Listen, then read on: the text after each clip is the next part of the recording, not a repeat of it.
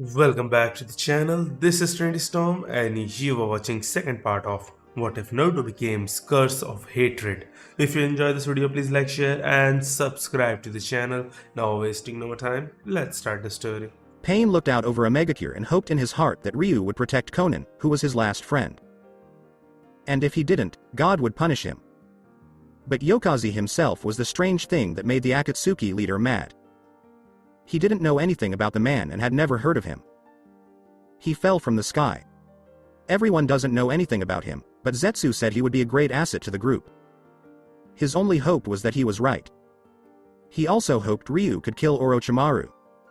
The Akatsuki traitor who got pleasure and euphoria from messing with their plans might still be alive, or he would be 6 feet underground. Also, how did Rai get the Sharingan? The Uchiha bodies that were left over from the massacre were all thrown away so that no one could get the valuable Keki Genkai. He knew what happened when Sharingan were moved by someone from outside the Uchiha clan. This is best shown by Kakashi Hatake. Does that mean Ryu is a Uchiha? Or does he just copy? A swirling shape showed up from behind Pain. The mask had one eye hole in the middle and was orange with spikes. It came with black hair and an Akatsuki cloak. The man in the orange mask said, "So you have a new member." The visitor was not looked at directly. Nagato said, "His name is Ryu Yokaze. He is a very strong young man whom we might thank for the supposed death of Orochimaru." He could have killed Orochimaru, right? That is really impressive. Not many people can beat the Snake Sanin, the man in the mask said. The man asked Nagato, "I heard he has the Sharingan. Is this true?" When Pain worked with a man, he frowned at him. "Yes, although I am not sure if he is a Uchiha or not, you may talk to him when he arrives in the Land of Water with his partner Konan." Shared with Nagato. "Very good, maybe in her presence the first meeting won't be as awkward or catastrophic as I assumed." The man said. "Until we meet again, good day Nagato." There was no sign of the man in the mask in the room after he disappeared in a whirling vortex. The man in the mask showed up again in a strange space surrounded by white cubes. "This person can't have survived the massacre," they said. "No, Itachi and I killed everyone except Sasuke, even the kids. It can't be him. He's not strong enough to join the Akatsuki, and he'll never join as long as Itachi is in the group," the man in the mask thought quickly. "But this could still be the chance I've been waiting for, another lieutenant to work with Kisame, someone who can help me make the weapon made from the Biju's chakra." The man inside him said. "But I need to find out everything I can about Yokaze, like what makes him tick, if he has a family, goals, or dreams. I need to find out everything there is to know about Ryu Yokaze. After that, the world will finally know evil and pain."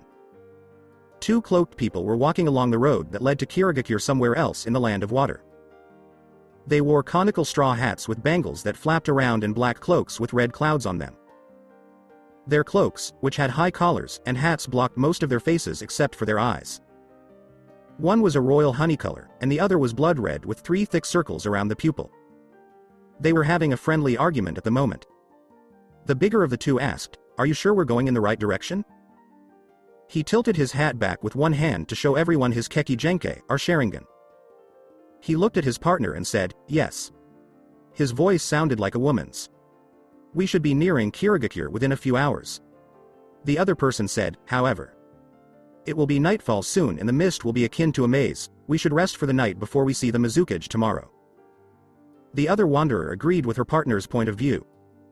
They weren't going to do what they did wrong the last time they went off on their own. This time, they brought food along with the tents and sleeping bags. They both took a scroll out of their cloaks and opened it to see what was inside. 2 tents poofed into being. The bigger friend went to get firewood, and the other went fishing by a nearby lake. After 2 hours, they both came back to the campsite. One brought wood and the other fish. They built a campfire, and the big one used his chakra to start it. The fish was cooked for dinner. Both of them went to rest after eating their surprisingly tasty fish because they didn't know what the Mizukage wanted. Getting back to the Mizukage. The Godem, Mei Terumi, was signing off on paperwork for the cage's worst enemy. "They told me to start a rebellion because it would be fun. But no one told me about all the terrible paperwork that came with the job. If I had known it involved paper, I would have taken the first boat to Kumo," the Mizukage thought. A voice then came from outside her office door. One had a voice that stood out and spoke in a serious but honorable way. Then her two favorite shinobi walked in. Chojuro and Ao. Ao, Chojuro, has there been any news or sightings of the group we hired? Mei asked in a businesslike tone. Chojuro replied, why? Yes N. No Mizukage. Sama. Mei gave the young swordsman a raised eyebrow. Youth these days, what he means is Mizukage. Sama is that we have no sightings on the two men we contracted, but we have picked up their presences in the land of water. Replied Ao. The Mizukage, on the other hand, heard something completely different. No sightings on men, the Mizukage said again and again. Shall we arrange to meet with these two gentlemen? Ao wanted to know. But the Mizukage heard something else.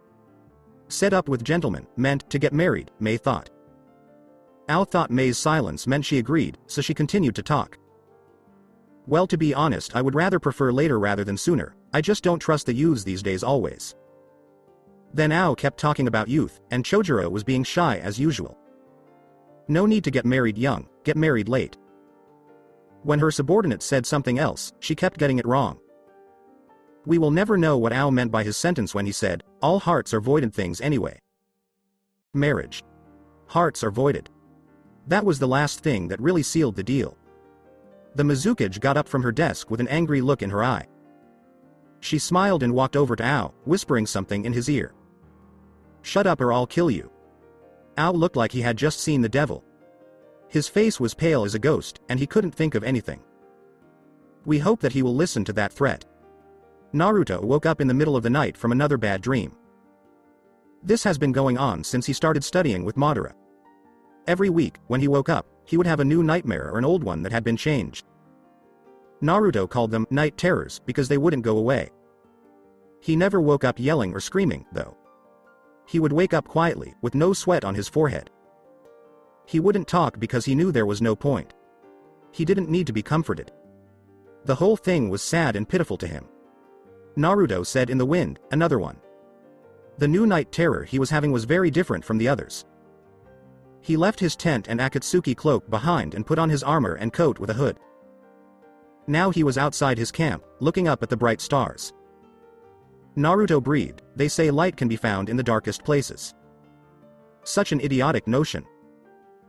The night is the perfect example of this. Despite how dark and black the night is, there are always lights dotting its sky, but to crush those small lights in the sky you require more darkness to smother those lights. So long as one spark remains, the dark places of this world can never truly reign. Isn't that right, Zetsu? Zetsu showed up in front of Naruto, but all that could be seen was its Venus flytrap. But when it opened, the black and white halves of Zetsu were seen. The white half said, "You're quite the philosopher, Naruto. If I didn't become a shinobi, a philosopher is not something I have the time nor the patience to become." Bit Naruto back while he looked up at the sky. "You told me to come here for a reason?" The black half asked, a little irritated. Once he was done with aim, Naruto told Zetsu in secret to meet him, but the artificial human didn't know why. Naruto replied, "The Yondaime Mizukage." Zetsu's two halves didn't understand why Naruto was interested in a dead cage. "So you called us here just to talk about the Yondaime Mizukage?" Zetsu said. Naruto replied, "Yes." He was still looking up at the stars, and a light breeze rustled his blue rope belt and coat. "When I was ordered to head to Kirigakure, something popped up within my mind regarding the village." Zetsu was paying close attention. Well, the white half was, but the black half was not interested. "A few years ago I met a rogue Kiri shinobi who was a former swordsman of the mist, Zabuza Momochi." Naruto then remembered meeting Zabuza a long time ago. "I later learned that he tried to assassinate the Yondaime Mizukage but fled the village when he failed, and he also told me how he butchered an entire class of aspiring ninja single-handedly when he was boy. I later researched the Yondaime Mizukage and his tyrannical rule of the village." Naruto went on. "Everyone in the shinobi world knows of Yagura the Sanbi Jinchuriki, who also became a kage. But not everyone knows about Yagura before he became a kage." Now Zetsu was really interested. "As soon as I got to the land of water, I made a kage bunshin to look up information about the Yondaime in one of the libraries there. People in the village didn't trust Yagura, but he seemed to have a good heart. He was kind, friendly, and driven." Zetsu asked, "So what happened to him?" From all the history that I have read about Yagura before he was the Mizukage, painted a picture of someone who could do no wrong and radiated like the sun, who could instill loyalty in every heart and bring hope to the despaired. Stated Naruto. He said, but that all changed when he became the Mizukage. His entire psyche did a complete turnaround. He became violent, cruel, and his brutal way of leading the village enforced its Bloody Mist title. Naruto went on. He executed anyone who stood in his way or who rebelled against him. He made terror his weapon, and he was deceitful when he changed the views of his village against the bloodline users. Many feared him and respected him, but his acts of oppression didn't stop there. He held public shows of bloodline users being tortured and killed, even children. But one thing leads me to believe one thing, declared Naruto. Someone like Yagura going from happy and gentle to cruel and cold doesn't happen overnight. I'm not a psychologist, but I know a case like Yagura's doesn't happen like that, ever. Stated Naruto. Zetsu said, so you believe that? I said, Yagura was being controlled by Genjutsu. But how? As you said, Yagura is a Jinchuriki, and Genjutsu doesn't work on Jinchuriki who have control of their Biju. Zetsu spoke. I'm not talking about ordinary Genjutsu, but yes, Genjutsu doesn't work on Jinchuriki who have control of their beasts, however for someone with the Sharingan. Naruto said in a low voice. Zetsu said in a whisper, you don't mean. Yes, the fake Madara was in charge of Yagura and planned to wipe out the bloodlines and weaken kirigakure. Naruto, who was now facing Zetsu, said. I see, the Sharingan is one of two Keki Genkai that can control Biju, but you must have extensively powerful eyes to control a Biju in the first place, and if he restrained the beast with his eyes, he could control the jailer easily. Said Zetsu. Yes, the copycat was here in the land of water, in charge of the Yondaime Mizukage, Naruto said with his eyes narrowed. We can use this opportunity to find Obito's location and eliminate him before he ruins my plans or breaks my pawns. Zetsu go to Kirigakure and find out as much information about the Yondaime, the bloodline purges, the Kiri no Shinobi Katana Shichinen Shu, 7 ninja swordsmen of the mist, the Sanbi, and any history the mist has with the Uchiha clan or anything connected to the Uchiha clan. The hunt begins. Called out Naruto. Zetsu disappeared into the ground and went to Kirigakure to finish his tasks after nodding to his master. Only Naruto and his thoughts could be heard. It's a clever way to weaken a ninja village. Taking control of the strong and respected leader would give Obito control over the village through fear or respect. He knew he couldn't just kill everyone in the village to weaken it. Even a cage can't beat a whole village of shinobi, so he decided to wipe out a lot of the military strength in the mist by removing its Keki Genkai, like the Hayaten, Ice Release, and also Naruto thought about one of the lessons Madara had taught him. Knowledge is one of the branches of power. If you understand your enemy as well as you understand yourself, then it will be as easy to kill him as it is to kill you. The shadow that was watching them was not seen by either the student or the subordinate. A shadow with eyes that are amber and hair that is blue. Orochimaru was upset in his room and thinking about killing Ryu Yokazi or stealing his Sharingan. He didn't think the Akatsuki were as strong as they were, and that cost him a lot. The Black Fire and Skeletal Warrior, on the other hand, were jutsu he had never seen before. The Wind Dragon Jutsu was also tough. When the door to his room opened, his apprentice Sasuke Uchiha walked in. It was Orochimaru who said, "Hello, Sasuke-kun." Sasuke just looked at his master and did nothing else. I require more training if I am going to kill Itachi, Orochimaru. Orochimaru laughed at the Uchiha who was the youngest. The last fight I had with an Akatsuki member taught me that I'm not ready to. But Orochimaru stopped him with his hand.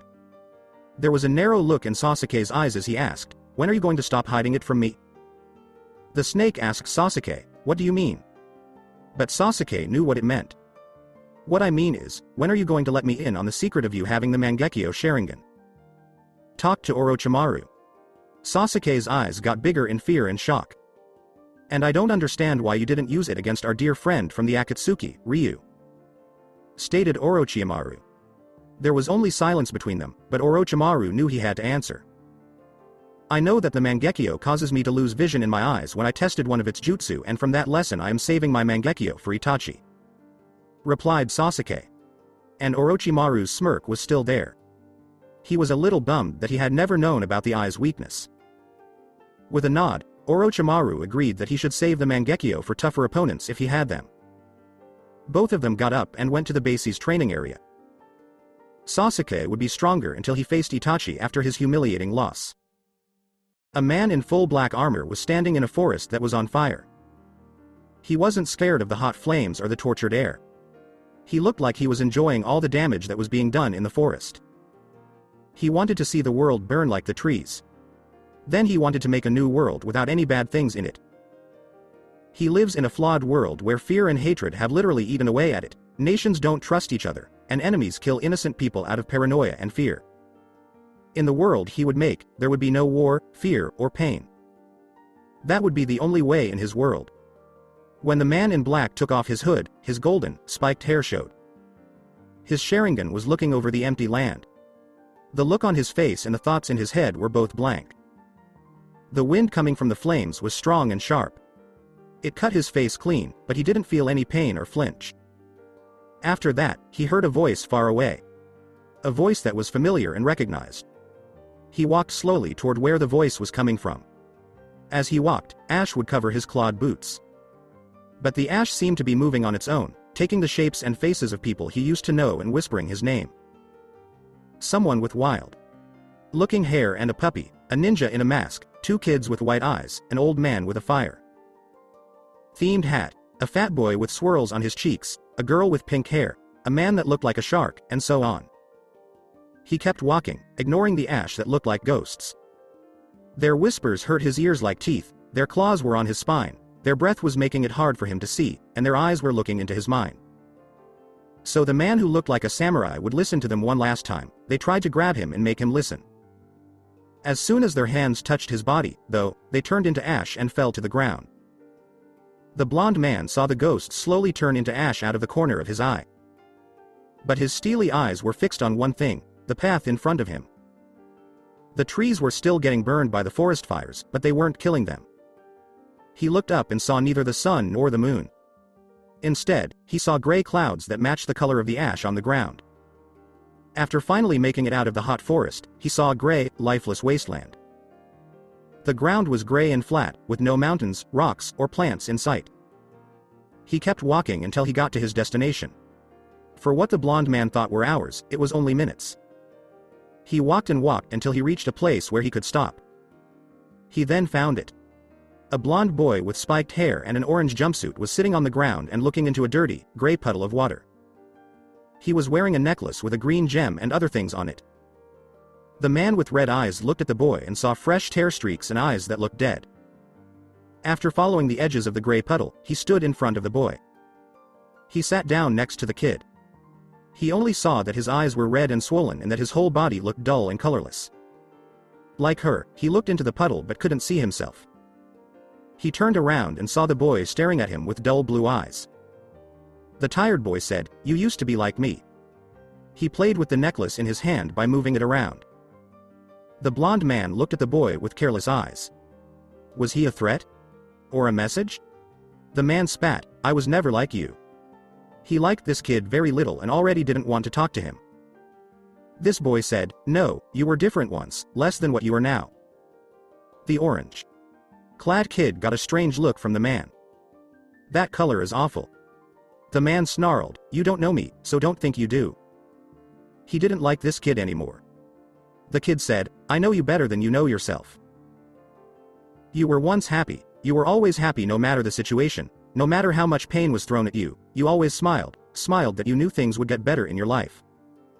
I miss that smile." The boy saddened. The man made a fist like this. Rat said he knew him better than anyone else, which was a stupid thing to say. The boy said, "Look into the pool."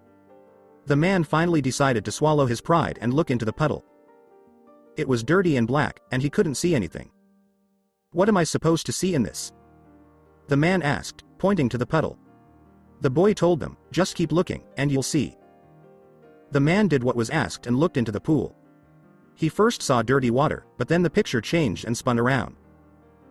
A picture of the man with a Konoha headband showing him being thanked and praised by people who looked like they were from Konoha seemed to appear. Each picture looked like it was drawn by a professional artist. The picture then changed to a different one. He saw himself having a good time at a bar with his friends, who were celebrating his birthday by giving him lots of nice gifts. Having a great party. The man looked at the pool with narrowed eyes. What did that mean?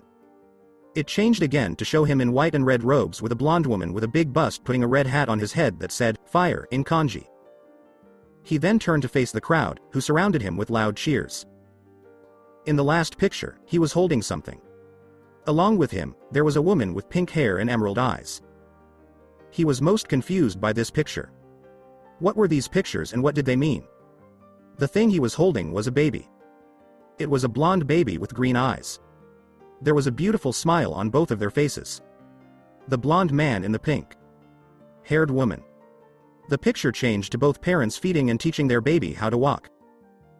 They both had the same smile on their face, and the baby was laughing happily with them.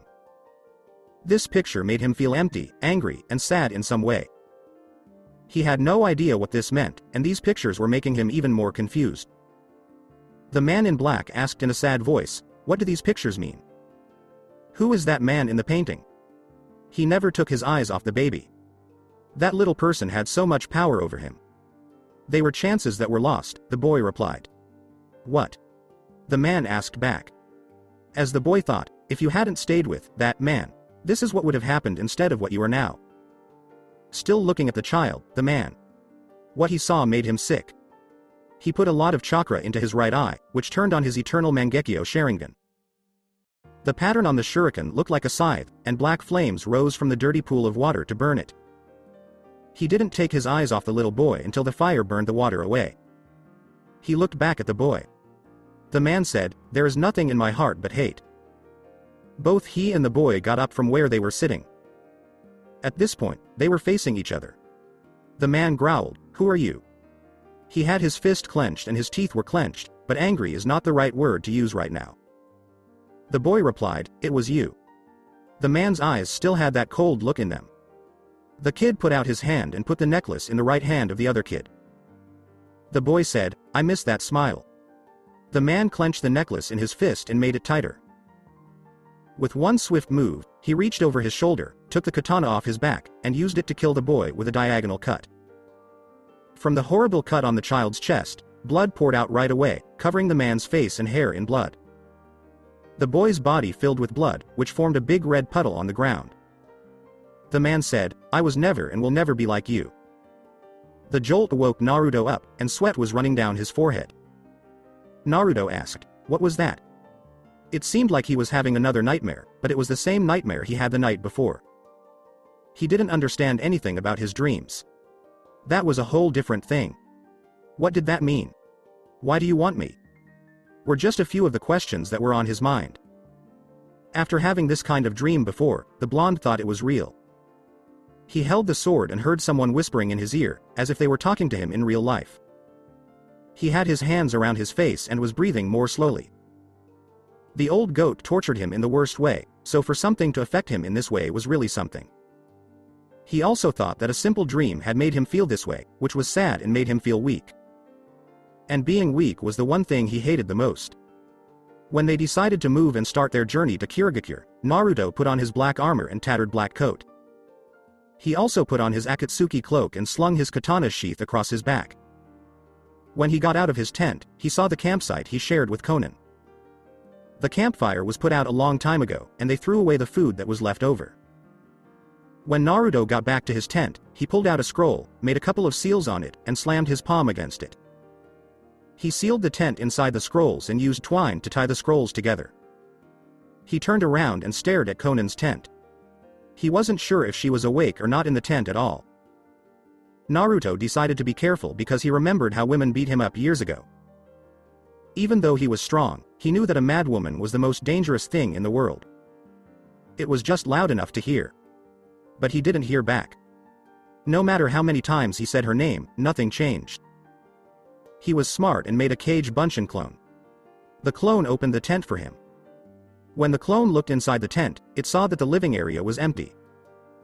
There was no more clone, and Naruto's memories went back to him. Where is she? Naruto thought, since her tent was still here, she must be nearby. He changed back into his Ryu form and went to find Conan. A short time spent looking in the forest. To get food, Ryu went to the same lake where Conan fished. But instead of a fish, he found a beautiful woman to be with. Being naked and taking a bath. He was there, but she didn't notice because her back was to him. He had a big red face because she had a killer body under that cloak that most women would kill for. Naruto also saw her very well, making the choice not to get beat up by someone he thought was a strong woman. Naruto chose to leave before being caught. Conan said without any emotion, "I know you're there." Naruto was in trouble, but he didn't act like it. He never showed fear because he knew that was a weakness that his enemies would find useful. He also didn't mind taking advantage of other people's fears. Rai asked, "How did you know?" She didn't hear or see him, so how did she know he was there? Was she a censor? Her chakra signature wasn't hidden. Naruto sneered at her answer. "I didn't, well, not until you spoke up." He just told her who he was because she didn't know he was there. Ryu told her, "You're very sneaky." Since she had just lied to him, he thought she was who he said she was. "Thank you. Now, if you'll excuse me, I'd like to take a bath alone," Conan said without any emotion. Heel turned around and left, but not before telling him to meet him back at the camp. He was waiting for his partner with blue hair in their camp. It had been 15 minutes since he left Conan, and he was already thinking about why women bathe so slowly. One of the world's mysteries had not been solved. Zetsu then came up from the ground in the way he always does. Naruto asked, "Have you found anything in your search?" He said, "Yes, and you were right." Naruto raised an eyebrow. "Wouldn't it be helpful to have more information and details?" Nairo asked, "Which part?" "That someone was in charge of the Yondaime," the white half said. In a report written by an Oinin who had a transplanted Byakugan, Yugara was indeed being controlled by Genjutsu and that the puppet master supposedly had the Sharingan. Naruto was happy. He was right all the time. "I have more information about the swordsman of the mist," the black half said. Apparently one of the swordsmen Fuguki Suikazan was selling his village's secrets and aided the bloodline rebels until his death, but it was Kisame Hoshigaki who killed him and was later approached by the Yondaime applauding him for his devotion and duty. If Kisame was approached by Yugura, then I can only assume that he's one of Obito's lieutenants, and if so then he may have an idea where the fake is. Thought about Naruto. However, it had been years since the Yondaime's death, and so Kisame may be a loyal follower, and if so it will be harder to recruit. I was unable to find any information that was connected between the bloodline purges and the fake. Madara other than Obito tried to weaken the village, stated White Zetsu. As usual, Naruto asked without showing any emotion, "Were you able to find anything linking Kiri and the Uchiha clan along with the Sanbi?" "That is the most interesting thing we have to say," said Zetsu. His attention was now drawn to Naruto. On a mission during the Third Shinobi World War, one of Obito's teammates was captured by Kiri and turned into the Sanbi Jinchuriki. They were supposed to utilize a plan where they would release the Sanbi in the middle of Konohagakure where the Biju would destroy the village. However, they were followed by Oinin who were to release the Three Tails, but Kakashi discovered their presence and they fled. Rin Nohara, which was the Jinchuriki's name, was later killed by Kakashi Hatake and the Sanbi's chakra was dispersed, but when Kiri tried to recover their possession, they found all the Oinin and the body of Rin on the ground drenched within a sea of blood created by trees that were decorated with corpses. He thought, "I see why Obito wanted to weaken Kiri. Thank you Zetsu for all this knowledge. The predator is now closer to the prey," smiled Naruto. But that smirk made Zetsu a little uncomfortable. His usual annoying smirk wasn't there. This one was more like a deathly smirk that meant pain. While Naruto was getting his cool back, he said, "Conan should be back soon, so you should leave." "I know. Ru. 2. Do you want to spend time with your girlfriend?" The look from Naruto's Sharingan made White Zetsu even whiter for some reason. He said, "Zetsu." The White Zetsu tiredly replied, "Yes." Not sure what time it was, Naruto asked, "How do you picture your death?" Zetsu didn't answer because he was either scared or didn't want to make Naruto even more mad. "Do you want me to choose your death for you?" With each word, White Zetsu's strength was weakening. "I can think of a few ways for you to die." After that, Zetsu was gone. Naruto smiled. That sentence always made people laugh. After Conan came back a few minutes later, they packed up their gear and started traveling again to Kiri. There, at the gates to Kirigakure, Ao was patiently waiting for the akatsuki to arrive. Because they were short on high level shinobi, they couldn't solve the problems they were having in Kirigakure. "I see them coming," yelled a Kiri nin with binoculars in his hand. Ao showed a random shinobi what to do. You go tell the Mizukage. Ao told her. The shinobi shook a little and ran quickly toward Mizukage's office. Ao turned on his Byakugan and watched the shinobi come in. He could see their chakra, though. The first one had the chakra of a low to mid Kage, which surprised him a bit. But he quickly remembered that the Akatsuki were S rank shinobi for a reason. The second one, though, scared him a bit. The second Akatsuki had chakra levels that were so high they were higher than a Kage's or even a Biju's. Ao knew of shinobi with chakra levels as high as a Biju's, like the Yondaime Reikage and Kisame Hoshigaki, the kirigakure no Kaijin, monster of the hidden mist. But this chakra scared him a little. It was bright like the sun shining on a field of grass but cold like a never-ending winter. Ao could say that his blood was freezing in his arteries just by looking at it. Who was this Akatsuki member? Ryu and Konan were getting close to Kirigakure's gates. After a while of deep thought, Konan's body stopped moving. That night's events interested Ryu, so why would Zetsu be meeting with her? Who is this Obito Uchiha? What does Ryu Yokaze look like? What did they have to say about the Yondaime Mizukage? She was shocked to learn that the cage was being controlled. What did this have to do with Kisame and the other ninja swordsmen? Once Konan and Ryu were alone, a Kiri nin with an eye patch came up to them and stopped her. Welcome to the village hidden in the mist. My name is Ao, and Mizukage Sama told me to take you to her office. But be warned, do anything stupid in our village, and we'll punish you, Ao said in a harsh voice, showing that he didn't trust the Akatsuki.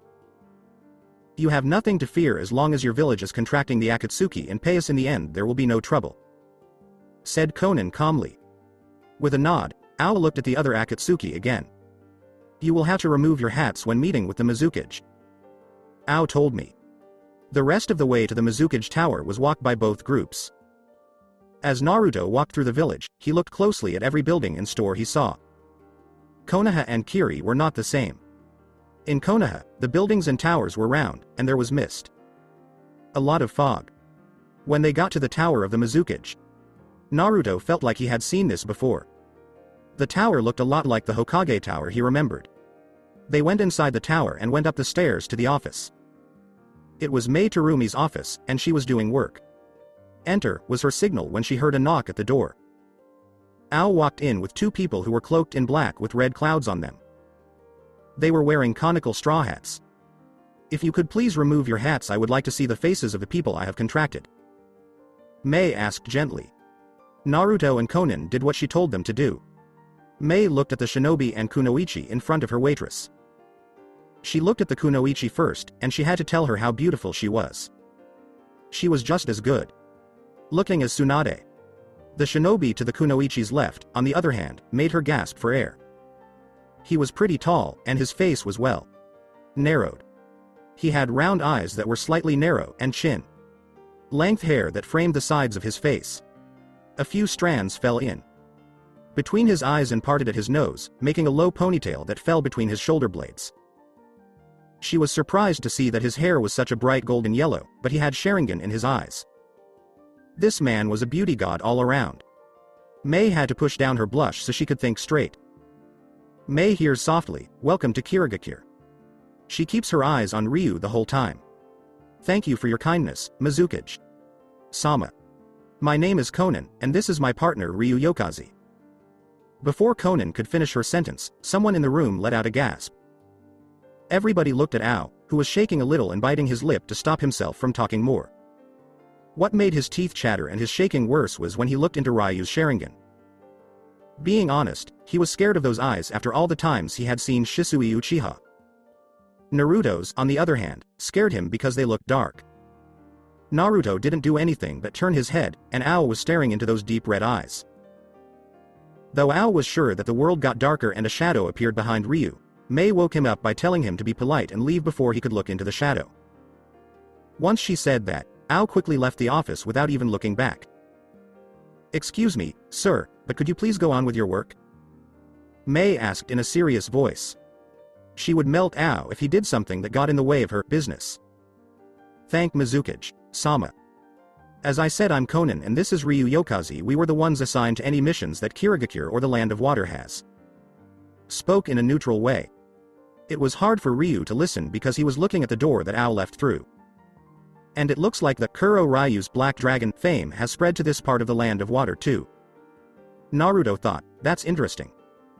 I didn't know beating Kakashi would get me so much attention.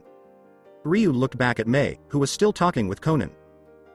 Now is your first mission that require your talents. There have been reports of Taki shinobi within the Land of Water. Several of our shinobi have engaged them within the last 2 weeks and there have been casualties, but they always move locations and they have great skill with evading our Oinin, who are the best within the elemental nations. I require you two to go and wipe out the Taki ninja. Stated Mei. Anything else? Conan asked. Yes, if you could be able to bring one back alive, that will be appreciated, so we could gain intel for their motives and there will be extra cash on the side, but that in itself is an optional objective. You just have to kill the rest of them, and also there have been reports of a few Iwa shinobi among them, but they are just rumors at the moment, but sometimes rumors tend to be true. Stated Mei. Both members of the Akatsuki left the village. Ryu got Conan's attention by saying, this will be hard. The woman with blue hair asked, how so?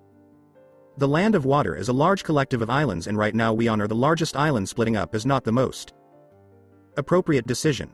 Stated Naruto. She said, so instead of splitting up, we split ourselves. Conan didn't understand what he meant. Naruto made a special cross shape and yelled the name of this powerful jutsu that was his favorite and oldest. Taju Kage Bunshin no Jutsu. This made 1,000 Ryu appear all around them right away. Conan getting what he meant and getting over how amazed she was that there were so many clones. She thought of the name of her jutsu.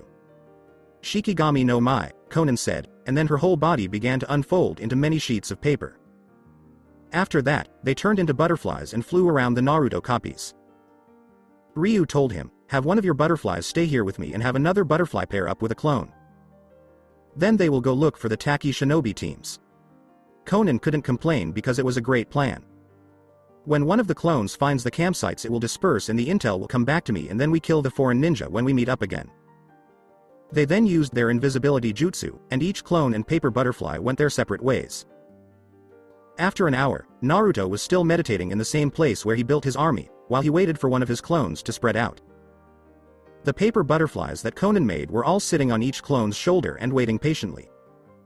It wasn't long before Naruto felt the memories of 3 of his copies spread out. Found the campsites they on the south West Island from the center one. There are 3 camps, one to the southwest, one to the southeast and one to the north in an evenly spaced triangle. I will take the southwest camp and you take the southeast. We will meet up at the northern camp when we have dealt with both. According to Naruto, invisibility jutsu was used by Ryu and Conan's paper butterflies flew to the southeast. Naruto had to travel for a few hours. He could have reached his destination faster if he knew how to use the Hiraishin jutsu, but it was hard to understand how it worked, even for a seal master like Naruto. But what he learned from the jutsu scrolls was that the Hiraishin was a mix of Fuinjutsu and space time ninjutsu. Naruto had just finished learning the basics of the jutsu when he told us that the teleportation jutsu was the best skill a shinobi could have. Naruto was almost at the campsite he was supposed to be at. Naruto became a censor after Madara gave him blood, but he rarely used it. Instead, he sealed it off, just like the Hyuga clan does with their branch members. The seal that was blocking Naruto's senses was released. It was at the base of his neck. Now he could find 23 chakra signatures in the camp. Some were small, but some were pretty big, at least for a low Jonin level. Naruto took action by taking his katana off his back and getting ready to kill all the shinobi. He jumped into the middle of the camp and stopped being invisible. The Taki ninjas who were walking around jumped when they saw the person in the black cloak with the red clouds. Naruto chose to attack first and threw a kunai that went through the head of a Taki no Nin. All of the other shinobi were on guard right away. They all charged at Rai at the same time. But Naruto's sword killed 3 of them right away. Seeing their dead friends lying on the ground, some people backed up out of fear. Shinobi were tying what looked like a flare tag to a kunai. Naruto caught a glimpse of them out of the corner of his eye. As the shinobi set off the flare, Naruto chose to stand there and wait. He didn't care if more came. He had to kill all of these shinobi anyway. Before the rest came, it would be good to warm up. The sky went dark as the flare went off, telling any patrols that there was trouble at the camp. Ryu put his katana in his right hand and did some hand seals. The other nin in the camp were keen to see what came next. Voice. Futon. Uzumaku Repuakama, wind release, billowing gale sides. Naruto yelled, and 2 wind scythes appeared in his outstretched hands. Shinobi who couldn't duck or get out of the way were killed or hurt by the scythes that he threw at them. They flew out of his hands and traveled and whirled around in a sphere. After the scythes broke apart, there were only 7 shinobi left. The sight of their fellow ninjas lying on the ground in chunks of flesh made them angry, so they charged at the blonde, forgetting all their caution. Naruto took out his katana from his right hand and blocked a punch with the flat part of the blade. His opponent was shocked when he then flipped the flat side over and put the blade back on it. He tore through his attacker's arm all the way through and then quickly cut off his head. He sidestepped a kunai slash and hit the shinobi with an uppercut with his katana. The shinobi's neck was badly cut all the way to the base of his skull. In places where it cut his head like a butcher would cut a steak. He grabbed the body in front of him and used it as a shield, blocking kunai that tried to hit him as they went through the body. He tased the ninja and threw the kunai at the body he was holding. He then pushed his katana through the body's chest and into the ninja's, killing him instantly. When he heard the shout of a jutsu, little fireballs sped toward him. He put chakra into his katana, which made a wind aura. As he walked quickly toward the ninja, he blocked every fireball that was aimed at him. He didn't know that the fireballs were a distraction, though. Someone was trying to sneak up behind him and stab him in the back. Because he could feel the ninja coming up behind him, Ryu jumped into the air and did an amazing upside down spin to avoid the fire. All the while, the fireballs were flying at the ninja, burning him. It was the ninja who was making the fireballs stop what he was doing. Naruto quickly sealed his katana and did some hand seals after landing on the ground. Raiden. Raiko Jabaran, lightning release, lightning javelin. Yelled Ryu as a flashing spear of lightning shot from his hand at the ninja and stabbed him in the right lung. The lightning numbing his body, he lost control of his right hand. Then Naruto pulled the lightning spear to his right, where it made a horrible cut that looked like a chainsaw was used to cut the Taki Nin. When another ninja tried to stab Naruto, he turned around and gave him the backhand. This one didn't seem to learn from his friend's mistake. Shinobi fell to the ground and rolled over, but he wasn't dead. His face was buried in the ground when he stopped. Before he finished his jutsu, the other ninja did a lot of hand seals. Naruto was not happy that the camp was close to the ocean, because the Taki Nin could use the water for his next attack. The nin called out, Suiden, Suiryuden no Jutsu, water release, water dragon bullet. And a huge water dragon came running out of the ocean nearby. It ripped through any trees that were in its way from Rai. Because he was smart, Ryu went through hand seals for a jutsu that he could copy with his Sharingan while he was in Konoha. As Naruto yelled, a wall of earth rose up in front of him. It was called Earth Release, Earth Sidle Wall. But he saw that it didn't have any bulldog heads and was less chiseled. The water dragon hit the wall of earth right on the mark. But water wasn't very strong against earth, so it didn't move the wall much. Naruto took his katana out of its sheath and infused it with lightning chakra. This made it sharper and more piercing, but not as good as the wind chakra's penetration. He threw his sword into the air and kicked it at the base of the hilt. The katana easily went through the earth wall and kept flying toward the Taki Nin. The nin didn't have time to move before the lightning sword pierced through his spine. The other Taki Nin, who was trying to get up, tried to run away, but he couldn't because he felt like someone was pulling him up and holding his throat. The man with the red eyes choked him and said, "Please, I have a family, a child." The man begged, "Please." Rai said in a dark voice, "I don't have what you have."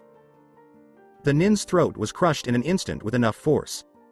Naruto threw the body to the ground and then got his katana. As he got closer to the shinobi, he put his foot on his chest to force him to pull his sword out of his chest.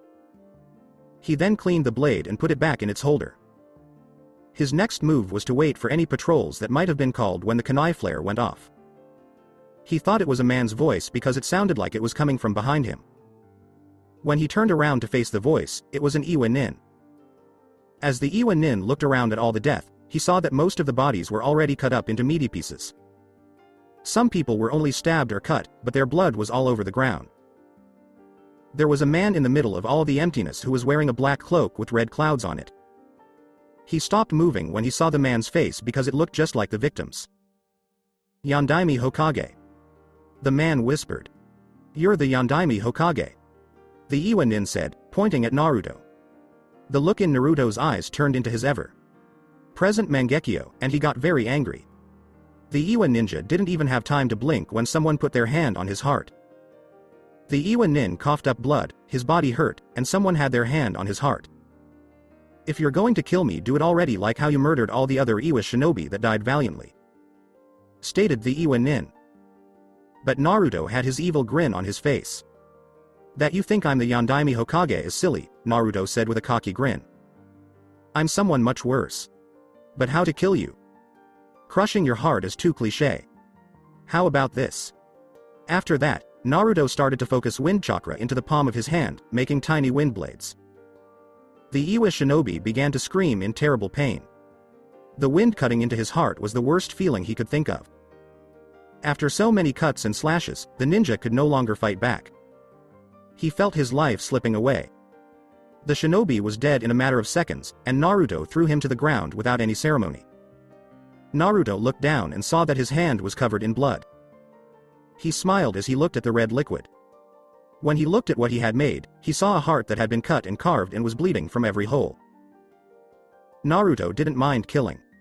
It didn't bother him. He didn't love or hate it. He was fine with it. In order to wait for any other Taki or Iwa shinobi, he sat down on the dirty ground and started to meditate. He didn't have to wait long before he heard footsteps on the ground. There was now a big group of Taki nin and some Iwa nin around him. There was no doubt in his mind that he was responsible for all the deaths in the camp, and the wound on his arm proved it. And very badly. One of the Taki shinobi yelled, "Come on, he's only one man. We can take him." Someone from Iwa yelled, "The Yondaime Hokage?" Another Iwa nin yelled, "Let's kill him and get revenge for our families." After getting up, Naruto brushed off his cloak. Naruto threatened, "You will never talk about that man in front of me again." But none of the other ninjas took him seriously. They didn't agree with him. And you will never get the chance to. Naruto quickly broke some hand seals and then reached the dragon seal. Futon. Senha no Kaisei, wind release, formation of 1000 blades. Suddenly, a shield-like shape made of wind needles appeared around him. Naruto was then hit by a shower of needles that pierced every fighter in the area. 20 shinobi were in Konan's camp, and they were all killed not long ago. Around the middle of the battle, a flare went off in the west sky to let anyone else nearby know there were more enemies nearby. Being aware that Ryu had something to do with the flare made Konan feel better because it took some of the pressure off of her. That was until she saw the dead Taki ninjas all around her. She was interested in how Ryu was doing against the shinobi. She quickly told herself she didn't need to worry. She used her signature paper jutsu, turned into butterflies, and flew to the northern camp. Ryu was walking on top of the dead bodies that were lying on the ground. You couldn't block or avoid that last jutsu. Even hiding behind other things didn't help because the sharp wind blades' penetrating powers were so strong that even earth walls didn't work. They didn't have time to scream before their lives were taken away. And their blood was all over the ground Naruto was walking on. As he walked away, he stepped on something. The man looked down and saw a picture of an Iwa nin. The nin's body was not far away. It was a picture of the ninja and a woman with a big belly. They were smiling with love in their eyes. Naruto saw that the smiles were the same ones he and the woman with pink hair had in his dream a few nights before. He gave the picture a mean look and kept walking to the camp.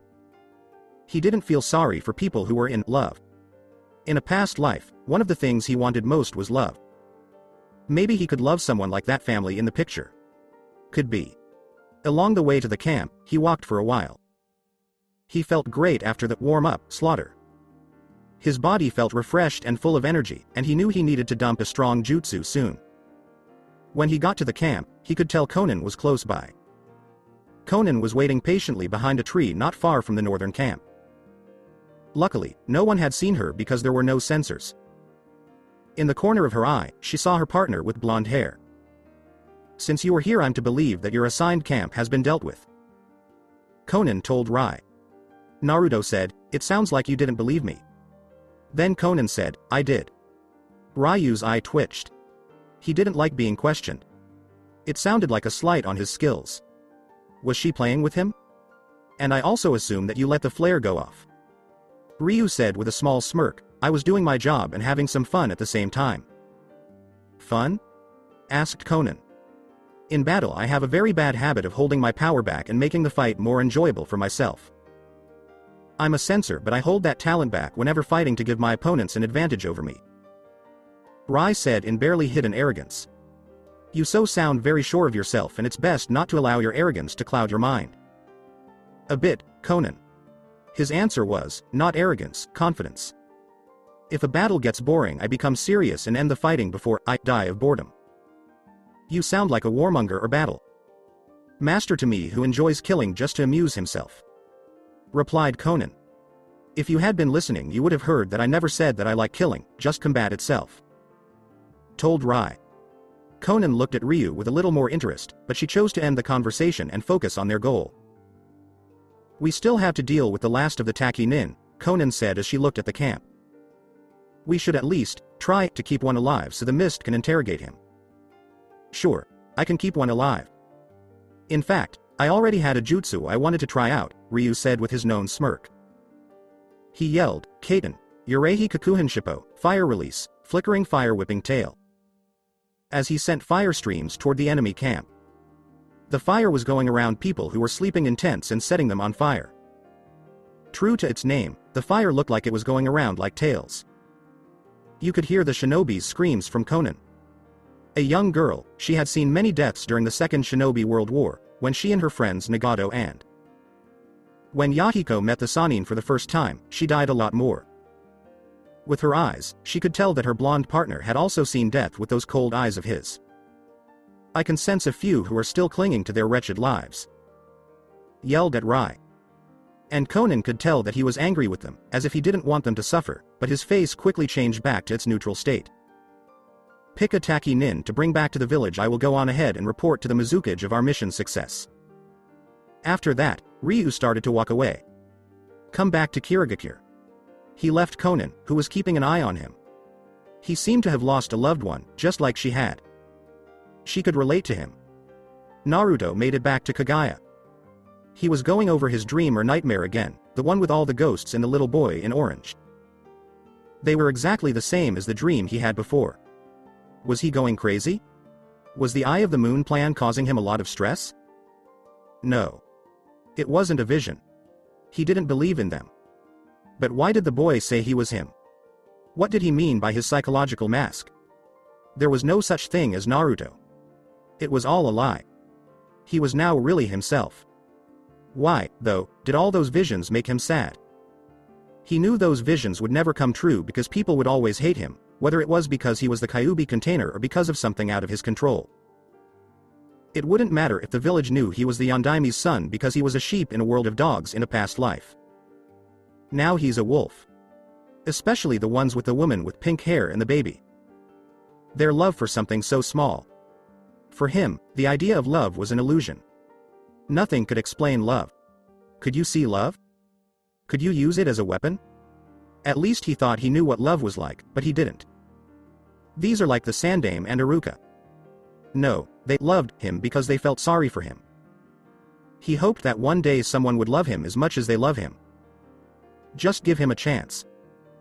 It's likely that the Sandaime felt like he was a nuisance and that if his tool broke from the villagers' anger, the village would lose a useful weapon. His village doesn't care about his Jinchuriki, so why should he? With those eyes, Iruka thought it was crazy that he would form a bond with the thing that killed his parents. What was on the other side of the eyes he gave people would make them see through them or not see through them at the same time. He was climbing up a flight of stairs with his body on autopilot, so he didn't notice when two soft bumps hit each other and smothered his face. You know, I was slightly disappointed that you never looked at me when we met in my office. Said a sweet voice. But if I knew I needed my greatest assets, then I would have used them on such a handsome man sooner. When Naruto looked up from where he was sitting between the glowing bulbs, he saw the beautiful Mizukage's face smiling down at him. Quickly getting better, Naruto pulled himself out from between Mei's breasts and put on his emotionless face. If you looked closely, you could see a pink stain on his cheeks. Talking to women wasn't something he was good at. I'm here to tell you that the mission you gave my partner and me, Mizukage. Sama, went well, Ryu said, standing at the same level as Mei. Ah, straight to business, no fun in between. You need to learn to lighten up, Mr. Yokazi, Mei said as she sexually bit her fingernail. Mei whispered in Ryu's ear, although I could help with that. Naruto kept that emotionless face on, but he held back a shudder at what Mei did. After giving her a good look, Naruto could say that Mei, Konan, and Tsunade were three of the most beautiful kunoichi he had ever met. He would never say that Konan was beautiful out loud, though. As funny as this is, Mizukage. Sama, I think such things shouldn't be said in public, Ryu said politely, but there was no sign of emotion in his voice. It would be very different from what we're doing now to what we would do behind closed doors, Mr. Yokazi, Mei said in a soft voice. But her job as Mizukage would come before having fun. He walked with Mei to her office. So how did your mission go? Mei asked in a serious tone. Konan and I were able to eliminate any Taki nin within the vicinity. There were 3 camps among their ranks. I took one and Konan took another, where we later converged upon the last one where we also dealt with them, and Konan should be returning with a hostage. How long will it be until your partner arrives with the hostage? Talk to Mei. Unknown, but I believe it will be at least a day before she arrives. Replied Naruto. Mei said, good. What did Naruto say? Good? Mei spoke in a tempting way. Now is the perfect time for us to get to know each other on a much deeper level. How so? Rai asked carefully. After everyone had heard what you did in Konoha, especially to Kakashi Hatake, I was amazed that someone as young as you could be so strong. Mei said with sadness. I've wanted to meet you for some time, yet from all the rumors spoken about they never said you were this handsome. It made Naruto feel good to know that such a beautiful woman thinks of me in that way. He said it without any emotion, because living in a cave for years can make some people lose their sense of what to do. Ryu's words made Mei blush. She liked it when men said nice things about her. Mei said in a sweet and husky voice, well, Ryu, maybe we should talk about our business with the Akatsuki and their contract over dinner at my house. He looked at the woman with an eyebrow raised. Naruto didn't remember much about his relationships with women before he became Madara's student. All he remembered was a fist hitting him in the face. Alright, when would you like to have dinner, Mizukage? Sama? Ryu asked, but his face showed no emotion. The Mizukage brushed her hand along Naruto's cheek as she left her office and said, please call me Mei. Tomorrow sounds good. I'll give you the address later. While the sexy cage was leaving, Naruto craned his neck to watch her. She swayed her hips just for fun. Interesting, I had heard that the Mizukage was beautiful and that she was a strong kunoichi who deserved to be a cage. Plus, she has 2 keki genkai, what a great chance. Who knows how long it will take to capture the bijus, so it's always a good idea to make plans for what could go wrong, what a great chance. Ryu thought to himself as he made plans for the future. After a few hours, Konan came back with a Taki nin who was completely covered in papers and could only breathe through his nose. Kiri Shinobi took him to one of their questioning rooms so they could question him. There were old bloodstains on the walls and floors and tools in the room that had been used to torture people. There was tinted glass in the room so that people could watch the interrogation. Mei, Konan, and Ryu were behind the glass. Ao beat the Taki nin for hours while they watched. Finally, he told them who hired them and why. But it didn't work, so Ao gave up. Nothing I've tried has worked on Mizukage. Sama. He won't talk well, at least not with my plans, Ao told the other 3 people in the room. Mei lightly bit her finger as she tried to figure something out. Perhaps you should let me handle the interrogation from here, Mizukage. Sama. Put forward by Rai. The idea from Ryu surprised not only Mei but also Konan and Ao. Mei asked, can you really help Ryu? Kun? Ao and Konan both understood what kun meant.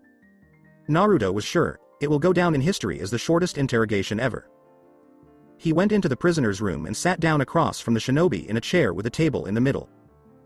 Who are you? The nin who was tied up asked. He said, my name is Ryu Yokazi. The ninja gave him a strange look. Yet Naruto saw the look of confusion on his face. Yokazi said, you asked me who I was. The ninja looked at him some more time and then laughed a little. Well, at least you're not using some corny, your worst nightmare, line unlike that other guy with the eye patch. Rai said, please, I'm way above any cliché. As Ryu looked at the shinobi in front of him, he thought of the best way to torture him. Black hair that was oily, pale skin, and brown eyes made the nin look scary. It looks pretty normal. On the other side of the glass, Conan, Ao, and Mei were taking in the show. Ao was writing down what Ryu did to handle the situation. He had to say it. I liked Yokazi. Conan looked at her partner with smart eyes and thought about what he would do next. However, Mei was scared. She was almost wondering what Rai was up to. On the other side, Naruto's Sharingan stared deep into the nin's mind. The shinobi wasn't scared by the red eyes, though. The tacky shinobi joked, "What are you going to do that the other guy didn't?" Ryu sighed and ran his hand through his blonde hair.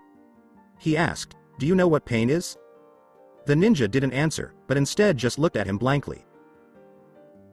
Pain can mean a lot of things, such as suffering or discomfort brought about by illness or injury, or mental and emotional suffering of the mind caused by stress or great trauma that happens within one's mind and experiences of life. Conan did nothing but watch. But he was right. She was still hurting from Yahiko's death today. Her partner was also hurting. Now I'm going to give you two choices about how I'm going to get the information from you. Rai said. First option. My way, or second option, my way. Someone spit in Naruto's face, just below his eye. Naruto wiped his saliva. Stained cheek with the sleeve of his cloak and said, I guess you want to do it my way. Naruto sent chakra to his left eye, and his everlasting Mangekyo pattern showed up. The shuriken that looked like a scythe and the red pinwheel around the pupil showed up, and Naruto whispered. Tsukuyomi. Following this, the tacky nin got stuck in a strange world. It looked like the whole world had changed. There was a red moon shining over it, black clouds in the red sky, and no mountains or trees. Ryu came out of nowhere and said, Welcome to the world of Tsukuyomi. Here you could call me a god, for I control everything within this reality. Then chains shot up from the ground and wrapped around the nin, making it hard for him to move. For 3 days I will torture you here without pausing or stopping. The pain will only end when you are willing to give me the information. Rai told me. It looked like embers then formed on the nin's body. It then turned into flames. The shinobi began to scream in pain. He screamed for hours as the flames burned his flesh. Naruto did nothing but watch. This was one of Madara's ways of training him to torture him if he was ever caught, and it was hell on the first lesson. After being in the illusion for 2 hours, the shinobi finally spoke up. It gasped, I'm not telling you anything. Naruto sighed. He wasn't sure if the person was very strong, willed, or just plain stupid, so he decided to make things more difficult. The nin kicked up water while it was on fire. Right now your lungs are being filled with ice-cold water, stated Naruto. Let me tell you an interesting fact about the lungs. If ice-cold water were to reach the inside of your lungs, then it will burn more than fire. The nin was trying so hard to scream but was swallowing water and couldn't. He wasn't dying though. You only need to nod your head and tell me the truth, and everything will stop. You have 2 days and 17 hours to go, Naruto told the nin as he continued to watch him. In a world where he controls time, 3 hours went by, and Naruto was getting antsy. The nin had not yet broken, so the blonde thought he had to be a high-ranking jonin in his village. That was the only way it could have happened. Naruto told him, you made this happen on your own. The links on the chains that held the shinobi in place turned into hooks. The chains then began to move in a straight line, like a factory line. The hooks on the links began to pull off the shinobi's skin, showing his muscles. What hurt him even more were the flames that were on him. Ninja could only feel pain. He couldn't scream because the water he was choking on was making it hard for him to breathe, and the burning in his lungs was taking all the oxygen out of his body. He had to end the pain because he could not stand it any longer. He was determined, so he nodded his head at Naruto. Naruto then found himself back in the real world. He was so hot that he could no longer feel the pain, and screamed as tears came out of his eyes at how it all felt. He had never felt anything so freaky before. He finally stopped yelling, and his tears were wetting the table. We Taki Nin were hired by the Sandaime Tsuchikage to smuggle weapons and other items into the land of water, and prepare to take some of its land and set up a base. The Sandaime sent Iwa Nin as assurance, and we only had a few skirmishes with Kiri Nin. The shinobi groaned. Ryu got up from the chair and left the room. The Mizukage followed Ao and Conan out the door. Ao then went back into the room and beat the nin some more. This made Mei happy, though. Did the blonde Akatsuki member use genjutsu to get the nin to talk? If so, it worked really well, because the Taki shinobi was crying after only a few seconds. Naruto was walking through kirigakure, but he had a strange feeling that someone was following him. When two thin arms wrapped around his neck, it proved what he thought was true.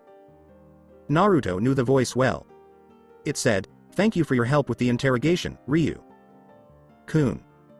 When he turned his head, he saw Mei hugging him from behind with a smile. "I had a thought right away. Mei-chan, I need access to your files on the Yondaime Mizukage." Rai said this. When Naruto said something that made Mei stand still, she let go of him. "What do you need them for?" Mei asked, looking tired. "I'm after the person who was in charge of the Yondaime," Naruto said in a deadpan voice. "Why?" Mei asked. "Their hunter nin couldn't catch the man, so how could Ryu?" "He killed my mother," Rai said without any emotion. What he said made Mei gasp. Naruto didn't talk about his dad because he didn't like the man. "Very well, the reports are near my office and on the same level. Not many people guard the reports, so you can enter if you want," Mei said sadly. Naruto said, yes, and went back to the Mizukage tower. Mei was looking at his form as it moved away, and his akatsuki cloak was moving with the wind. Naruto went into the report room and shut the door behind him. The room had just one light that wasn't very bright. He could see dust everywhere he looked. The room gave off a chilling sense of emptiness. The swirling distortion that showed up behind him would not have stopped him from going further into the room. He first saw a black cloak, an orange mask with one eyehole, and hair that was spiked and orange. The stranger said, "Why hello?" Naruto's eyes didn't show any emotion. They just stared at the newcomer as if he were bothersome. Rai said, "Hi. It's nice to finally meet you, Ryu Yokazi. You made quite the reputation when you butchered all those leaf nins and Kakashi during the infiltration of Konoha. That was quite impressive. Ah, but wait, let me introduce myself. I am Madara Uchiha," said the now-known Madara. Naruto smiled in a way that looks like death, and his eyes grew wide with surprise. He knew it was an advanced form of space time teleportation just by looking at how the space was warped. Naruto sighed happily and said, "Madara Uchiha." "I guess you've heard of me," Madara said with a smile. He replied, "Yes, I've heard of you. I also met you not long ago." Ryu's smirk was getting annoying. Naruto got a mean look from Madara. "What do you mean, met me?" Madara asked or threatened. "No, I've never met you. I've met Madara, not you, so you can drop the charade now." "Obito Uchiha," said Naruto. The man in the mask, who was now known as Obito, scowled. Obito snarled, "How do you know that name?" A scowl showed behind his mask. "Does it matter?" Naruto asked to himself. "I guess not," Obito said as he took off his mask. Naruto could now see the Uchiha survivor's face. The right side was horribly scarred, but the left side was fine, and he had two Sharingan. "I can only assume you got that left Sharingan in your eye after the events of the Uchiha massacre." Rai said that. Obito told him, "You're very smart." "Yes, I was involved with the Uchiha massacre. Can you believe that Itachi alone can wipe out the entire Uchiha police force in a single night?" "Then you are the accomplice Itachi was with that night," Rai told him. He needed to know the answers to some questions about Obito. "Quite right. Itachi came to me that night asking for my help in wiping out the clan. But enough about the Uchiha, I can only assume you have questions," said Obito as he examined Rai. "Why, yes, I do have questions, and you being here saves me all the time and trouble of trying to find you," stated Naruto. "How did you escape all the rocks that crushed your body during your mission to destroy Kanabi Bridge?" "When I was crushed, I was blind. A boulder obscured my right field of vision and I gave my left eye away to Kakashi, yet I was able to feel the small glimmer of light on my cheek through a crack in the boulders. With a new resolve, I attempted to crawl through the dark and step into the light. I was able to move my body well enough in the cramped spaces to reach my kunai holster on my right leg, which was also nearly crushed, and cut off the remaining arm that was pinned to the boulder, and I was able to wrench myself free from the boulder, and I climbed up with the rocks as my platforms, and with only one arm and a kunai, although it took my days to get out and only the few droplets of water that cascaded down the rocks was I able to survive." Naruto asked with narrowed eyes, but how did you get your right arm back? When I was free from the boulders, I saw a strange pale man with yellow eyes and green hair walking around. I killed him with the kunai in my hand, believing him to be an enemy. However, instead of blood I saw nothing, it wasn't bleeding. So an idea came to my head. I used my basic knowledge of medical ninjutsu, ninja wire and a senbon needle. Did I cut off the mon's arm and sew it onto my own, where it later melded with my body? It looks like luck is on your side, Naruto said. Indeed. Why did you never return to Konohagakure? Although I assume why, I want to hear it from you. Obito didn't say anything and his eyes got a little smaller. Does it involve Rin no Hara? Obito frowned and didn't move toward Ryu. He didn't know much about Ryu's skills, so it was best for him to stay back for now. I was returning to Konoha after I had gotten used to my new arm. However, I was able to hear yelling, and even though I'm not a sensor, I could sense numerous chakra signatures chasing two others. So I followed the chakra and I was able to see through my left eye, which was in Kakashi's eye socket at the time. I saw him stab his signature jutsu, the Chidori, through Rin's chest where her heart was supposed to be. Spit on Obito. Naruto thought about something as he looked at the ground. The Chidori-sha. Naruto breathed. The blonde then started to take off his akatsuki cloak and dropped it to the ground. Obito tensed up a bit, waiting for Naruto to attack, but first he took off his torn coat, then his armor, and finally his chest. I know what it feels like. Then Obito saw a big scar on Ryu's chest that looked like a lightning bolt hit it and went outwards where Ryu's heart should have been. To be hit by that jutsu. That scar. Obito said as he looked at it. Obito asked, did Kakashi also try to kill you?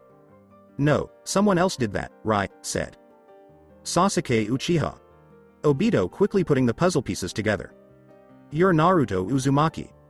Naruto said as he put his armor back on, I should give you a prize for figuring it out so quickly. Obito asked, I thought you died? Well, Uzumaki are like cockroaches, you just can't seem to kill us. Said Naruto. Obito said, I'll remember that. While Obito was shocked, Naruto said, I also know about that Kiri mission involving Rin and the Sanbi. Now there are two possible reasons why Kakashi killed her. One is that he killed her to eliminate the beast inside of her, dispersing its chakra around the world. Or two, you made Kakashi promise to protect Rin and he would never kill her, so she jumped in the way of his Chidori so to kill the beast anyway. To be truthful, I find the second option more believable. And you have the ancient power of the Shodem Hokage that you attained from the DNA of the white Zetsu you killed. The two men looked at each other for a moment before Naruto said something. Why did you control the Yondaime Mizukage Yagura? Kiri was responsible for Rin's death. Despite that it was Kakashi that made the final blow, it was still their plan in the first place, so I decided to weaken Kiri by manipulating Yagura. To sway the beliefs of the village against those with bloodlines, since I couldn't just kill the ordinary shinobi, and when Fuguki Suikazan was killed I approached Kisame myself and told him about my plan. However, when the rebels finally killed Yagura, he killed many officials and among other things and fled, where he later joined the Akatsuki. According to Obito. And I can only believe that you used your Madara persona to deceive Nagato. And by the way, how did you meet Nagato? Spoke to Naruto. I was traveling within the land of rain and I saw Nagato's Rinnegan from a distance. Of course I had researched dojutsu during my travels as Madara, but when I saw the ripples I used my mask to fool him into believing that I was who I said I was. Spoke to Obito. But why Madara Uchiha in the first place? As a young boy growing up in the Uchiha clan was difficult. My parents instilled into my mind that only a Uchiha can defeat a Uchiha, and I tried to be greater than I was, but no matter how hard I worked, I was always the loser and Kakashi was the prodigy, and my weakness caused the Uchiha clan to shun me even more. One point in my life my father said to me that, because of you, the clan is weaker than what it's supposed to be, and then I read about Madara and his treatment of the clan. He was the head and the most powerful among them, yet he was treated like an outcast even with his godlike power. I started admiring him and compared his position to mine, that no matter how high you can reach within the clan, they would betray you in the end. That was a touching story. But what are you going to do now? Naruto asked with his eyes narrowed.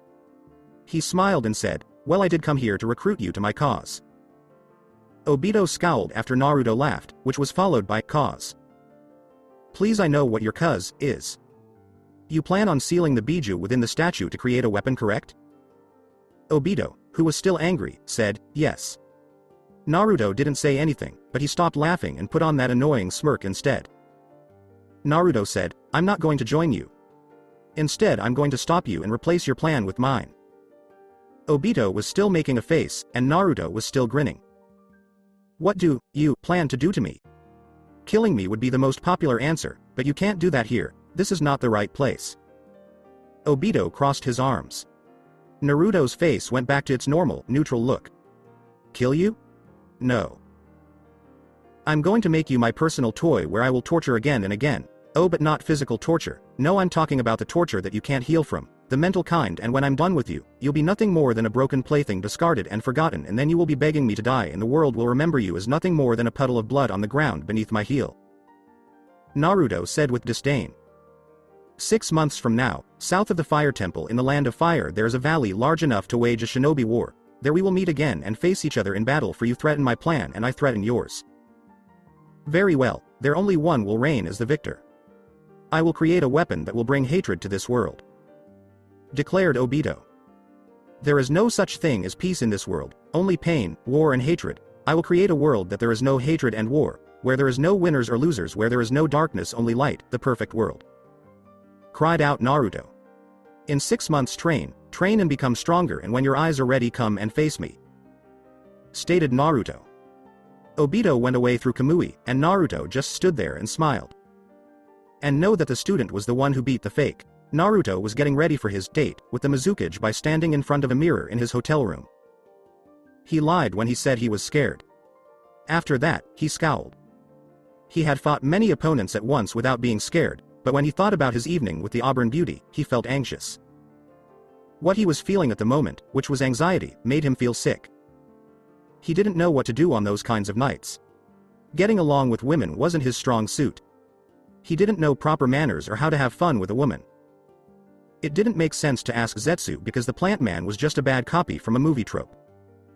He kept seeing the same thing when he tried to remember how he dealt with women in the past, a fist. He was lucky that he knew how to put on nice clothes.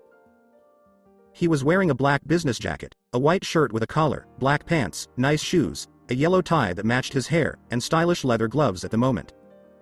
His normally spiky hair was still there. The strands around his face formed a frame, and his ponytail fell between his shoulder blades.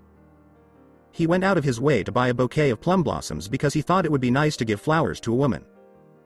Naruto thought that women liked flowers because Konan liked them and even had one in her hair. The flower girl turned red when she saw his face. He looked at himself again in the mirror to make sure there was nothing wrong. He then thought back to his conversation with Obito and how in 6 months they would fight to the death because Obito had threatened his plans and was pretending to be Madara, which made Naruto very angry, and he knew why.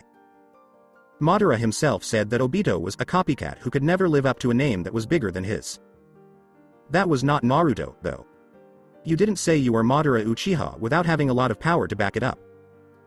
Naruto knew that Obito had been acting like Madara ever since he saw Rin die. If this is true, then Naruto should be careful around Obito. He had to train quickly and build up his jutsu skills at the same time. That skill, he was almost good at it. He just needed more time to improve his skills.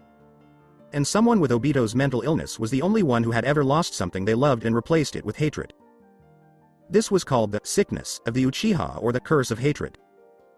Naruto also had to figure out how to use Obito's pawns against him. The question was how. It would be easy to get Shisui Uchiha's Mangekyo to join Naruto's side if he had Koto Amatsukami of them. He wanted Konan to support him, but other things were keeping him from doing that. Naruto had to pay attention to his meeting with the Mizukage right now, though. He could feel his hand shaking when he thought about the auburn-haired beauty. He knew it wasn't fear, so what was it? He had already been told by Konan that the missions in the Land of Water were not over. So he thought he had another job to do after his date. Naruto sighed. He wasn't going to turn off his Sharingan for the date because he didn't want to see what his eyes were like behind the red. Were they completely black and empty like Madara's, or were they the bright ocean blue of his real eyes? He didn't care about finding out which one was blue or black. Going back. Naruto just got the Mangekyo from his teacher Madara a short time ago. Usually, rehabilitation was needed so the body could get used to the new eyes, but Naruto is so good at healing that he didn't have to wait that long to use them. 1,000 clones were working with him to train his wind affinity by cutting the leaves between their palms. Naruto knew it would all be worth it in the end, even though it was hard work. He would focus on one of his 3 affinities every day. Today it was wind, tomorrow it would be lightning, and so on. Naruto then remembered something he had been thinking about lately. Who were those eyes that were in his sockets to begin with? The first person stopped what he was doing and went over to Madara, who was sitting on a root-like throne. The old Uchiha looked up when he felt his apprentice standing in front of him with eyes that seemed to be looking right into his soul. Madara wheezed, "Do you need something of need, my young student?" Madara really was the old, worn-out man Naruto thought he would be. These eyes, who did they belong to? Naruto asked in a harsh tone. While his clones were training, Madara raised an eyebrow at the blonde. It wouldn't hurt to tell him, though. Madara said, "Those are my eyes." Naruto looked like he didn't understand. He asked again, "You said you gave your eyes to someone else. Who are these?" "Those are my eyes, the ones that I transplanted in Tonagato were originally my brother's, Izuna. The ones that are in your sockets were mine before Izuna forced me to take his." Madara said this. Naruto asked, "But I thought you went blind before Izuna gave you his eyes."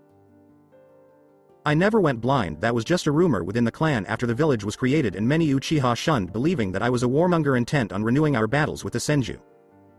Madara went on. In anger, Madara held on tight to his scythe. They called him the person who stole his brother's eyes.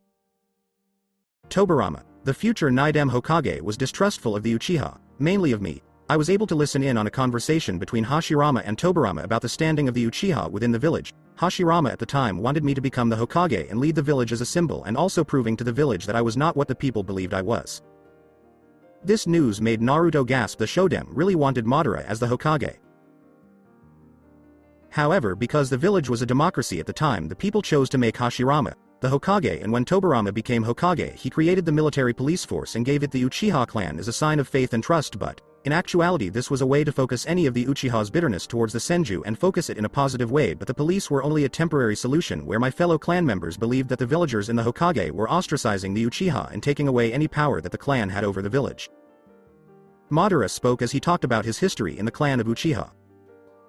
"Interesting, but you must have been forced to use the Mangekyo, so therefore you had suffered damage to your eyes," Naruto said with a neutral tone.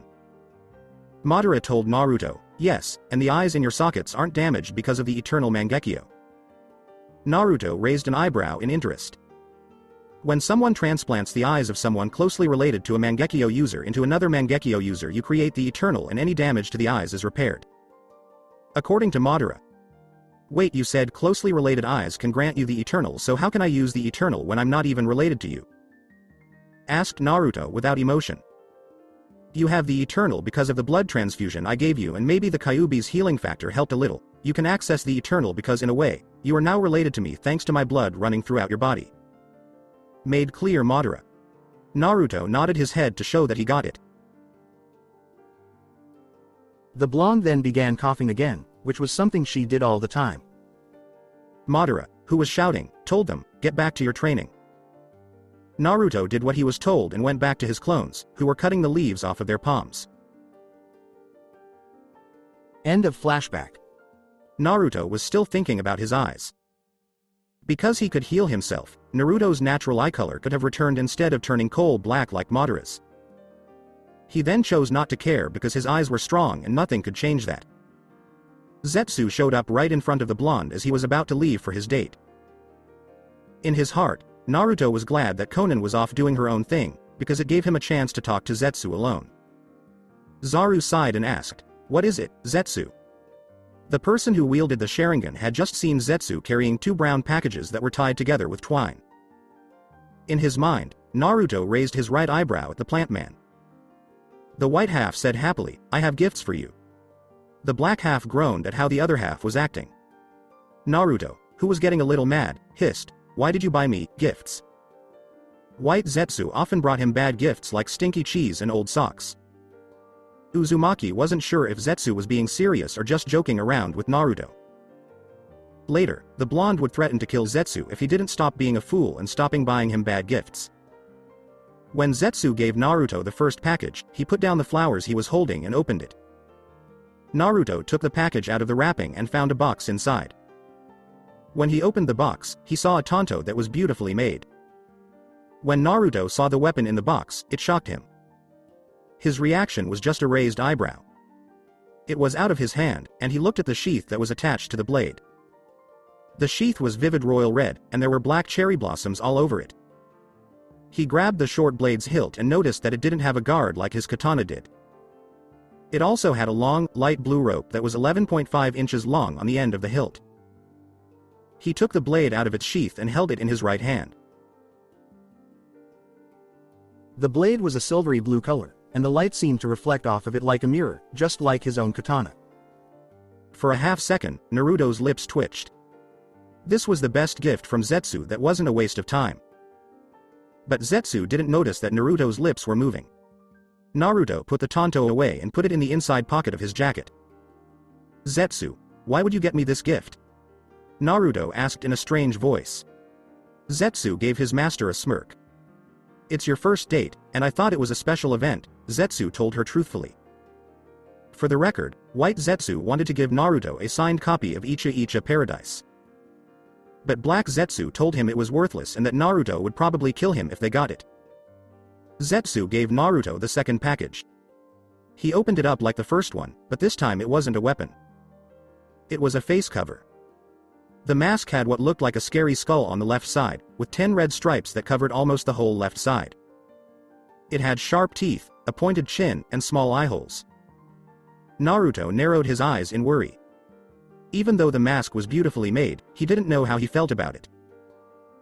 It made him feel like he was copying Obito, who he wanted to kill. Naruto asked the question, "Why would you get me this, Zetsu?" The blonde wasn't sure how he felt. He liked the mask, but he wasn't sure what it was for. Black Zetsu chose to answer. "After your recent escapades in Konoha, if it wasn't for your hood obscuring your enemies' views of your face, they would have discovered your identity, or they would think you were the resurrected Yondaime. That mask is infused with chakra, so even for someone with the Byakugan, they will be unable to see your face from all the chakra obscuring their vision." According to Zetsu, Naruto was shocked that the mask was so good at hiding who he was. "Understand, Zetsu, I will only wear this when around Konoha shinobi or anybody associated with Konoha. Even though they believe Naruto Uzumaki is dead, the fact that they can't learn my plans or who I am until the plan commences and the infinite Tsukuyomi is launched." Zetsu nodded to Naruto's words. Naruto rolled up the left sleeve of his jacket to show the sealing tattoos on his wrists. He then rolled down the sleeve and sealed the mask into the tattoo. He got up from his hotel room, picked up his bouquet of plum blossoms, and left to get ready for his dinner with the Mizukage. It is in the land of Earth, more specifically Iwagakure. As Ryotenban no Ohnoki, Ohnoki of both scales, the third Tsuchikage was very angry. He failed in his plan to weaken the land of water and kirigakure. He knew he shouldn't have hired those tacky ninjas. It was a terrible idea to trust a village of weaker shinobi, which is why they were weaker than the 5 great nations. It had taken months of planning and getting ready for the operation. Several of his best jonin were sent to make sure nothing went wrong with the plan. However, all of his forces were killed, and the mission failed. Kiri now had all of those weapons, supplies, and the money they had on hand to set up a base camp and hire workers. What made him even angrier was that Kiri gave him back all of their mostly whole bodies, and now his medical officers were going over autopsies of the bodies. He had to figure out who was to blame for all the sad Iwagakure families who had lost loved ones in the land of water. Then one of his helpers came in through the door with news about the bodies. "Tsuchikage. Sama, we have just recently finished the autopsy on the Iwa shinobis stationed within the land of water. Although what we have found was nothing really urgent, one body has shocked the medical officers and it requires your eyes," said the helper. "Very well, go and tell the medics that I will be arriving at the hospital shortly." Kuretsuchi said that Noki really was an old man, so he rubbed his back in anger. When Noki got to the hospital, he saw 2 of his medics standing over the body of one of his most trusted Iwa shinobi. He saw that someone had cut through his shinobi's ribcage and left a huge hole in his chest. As one of the medics said, "Thank you for coming, Tsuchikage." "Sama." Oki nodded at the medic. "What caused death?" asked the old cage. The other medic said, "That's the grimmest thing about this body, sir." Noki raised an eyebrow and lowered his mouth a little. "Cause of death: numerous lacerations to the heart which lead to blood loss and later death," told the medics. Noki sighed. Today just wasn't his day. And yet there's more Tsuchikage. Sama. The medics turned on a light above the body and put it over the shinobi's chest hole. Ohnoki used his flying jutsu to get a better look. He saw that the heart had been taken out, but there was still something in the chest. Oki could read a few words written on one of the ribs in big, bold letters. Ohnoki's face swelled up and turned red with anger, and he stormed out of the hospital, leaving 2 shocked doctors and nurses behind. The writing on the rib was so clear that even a child could read it. It only said, "Best regards, from Ryu Yokazi." That must have been written by Naruto with wind chakra while he was crushing the shinobi's heart. Oh, that poor shinobi. Naruto was on his way to the Terumi house, where he would have his date with the Mizukage. This time, though, it wasn't the date that was on his mind. He was having another night terror that was both different and the same as the last one. But he pushed the thoughts out of his mind. But he was scared because this was going to be the first time he really talked to a woman who wasn't Conan. Then he thought of a lesson Madara had taught him. Going back. Naruto was practicing with the new katana that Zetsu had given him when he told his teacher that he was interested in kenjutsu. Naruto was 14 years old at the time, and his body was very skinny with ripples of muscle. The blonde was now putting his skills to the test against several Zetsus and his own Kage Bunshin. Madara was just watching with a thoughtful eye. He was thinking about what else he could teach Naruto since the blonde had already learned how to change shapes and manipulate elements. What should I do now? That's when it hit him. Naruto would have to deal with females of his species at some point. As Madara croaked, Naruto. Naruto put down what he was doing and went to talk to his teacher. He asked, "What is it, old goat?" Without showing any emotion. It looked like a checkmark appeared on Madara's forehead. His student wouldn't stop calling him that rude name. Now let's talk about why Madara called Naruto over. Naruto, there will come a time when you will be subjected to the advances of women when you leave the hovel. Madara said that. That made Naruto raise an eyebrow. Since, in Zetsu's opinion, you are handsome and attractive, many kunoichi will use their sexuality to seduce and maybe assassinate you. I have known many Uchiha who have died from having their throats slit in their sleep by kunoichi spies, so make Kage Bunshins and study all you can on resisting the temptation of the kunoichi. But sensei, it might be impossible to fully control my perverted urges. Said Naruto. While it is true that you can't fully control it, you can train yourself to resist it. Stated Madara. This conversation is getting really awkward, old goat, Naruto said slowly. Madara sighed at his student. He couldn't say anything bad about him. It was awkward for him too. Zetsu. Yelled Madara, and the plant showed up a short time later. Get books on women and how to dodge the kunoichi's charms, Madara said in a strange way. He let out a sigh. The old goat was right. It would be very awkward to do this. End of flashback. Naruto then found himself in front of the Terumi house. The Japanese mansion was very fancy and had blue flowers on the roof. The mansion had a high wall that was sure to be watched over by Anbu and 2 doors that stopped the person from getting in. Naruto walked through the double door because he thought Mei had already told her Anbu that he was welcome on the grounds of the mansion. A group of Anbu were watching Naruto go into the Mizukage's house not far away. This is duck to lobster, target. Dragon has entered the mansion, over, the Anbu agent in a duck mask said. An unknown person in a frog mask said, copy duck, this is frog. Please confirm the status of the target, water maiden. Over. Frog, duck, this is lobster status on target, water maiden is currently. But before Lobster could finish his report, he was pushed backwards by a huge, gross nosebleed. There was a gross grin and drool on his left lip behind his mask. Lobster. Come in, Lobster. Shit, we have a man down. Man down. Called out Duck. Going inside to help Lobster get over. Duck yelled into his device. No, we have to finish our mission, no matter what, Frog said in a tone that was over the top and overused. Duck said over the radio, too late, I'm at Lobster's position, over. Duck didn't get Frog's message, which said, fine, confirm status on Water Maiden, over. You know, this is a nice view of. But Duck was also thrown back by a perverted nosebleed and landed next to Lobster, who was also grinning in a perverted way. There were only 3 of them, so Frog yelled, Duck. Come in, Duck. DUUUUUCCCCKKK. Damn it, we've lost another one. Going over to Ducks and Lobster's last position.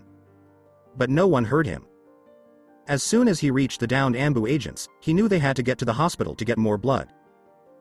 His first step was to follow the 2 blood trails that the Ambu agents had left behind. But what he saw at the start of the trail made him bleed from the nose, which made him fly even farther than his 2 fellow agents.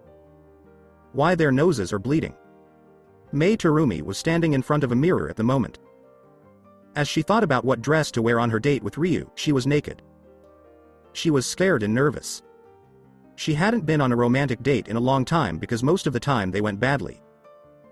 Either the man she was with would get a sexual nosebleed and have to go to the hospital, or she would look like a fool by blowing up their food or something else nearby.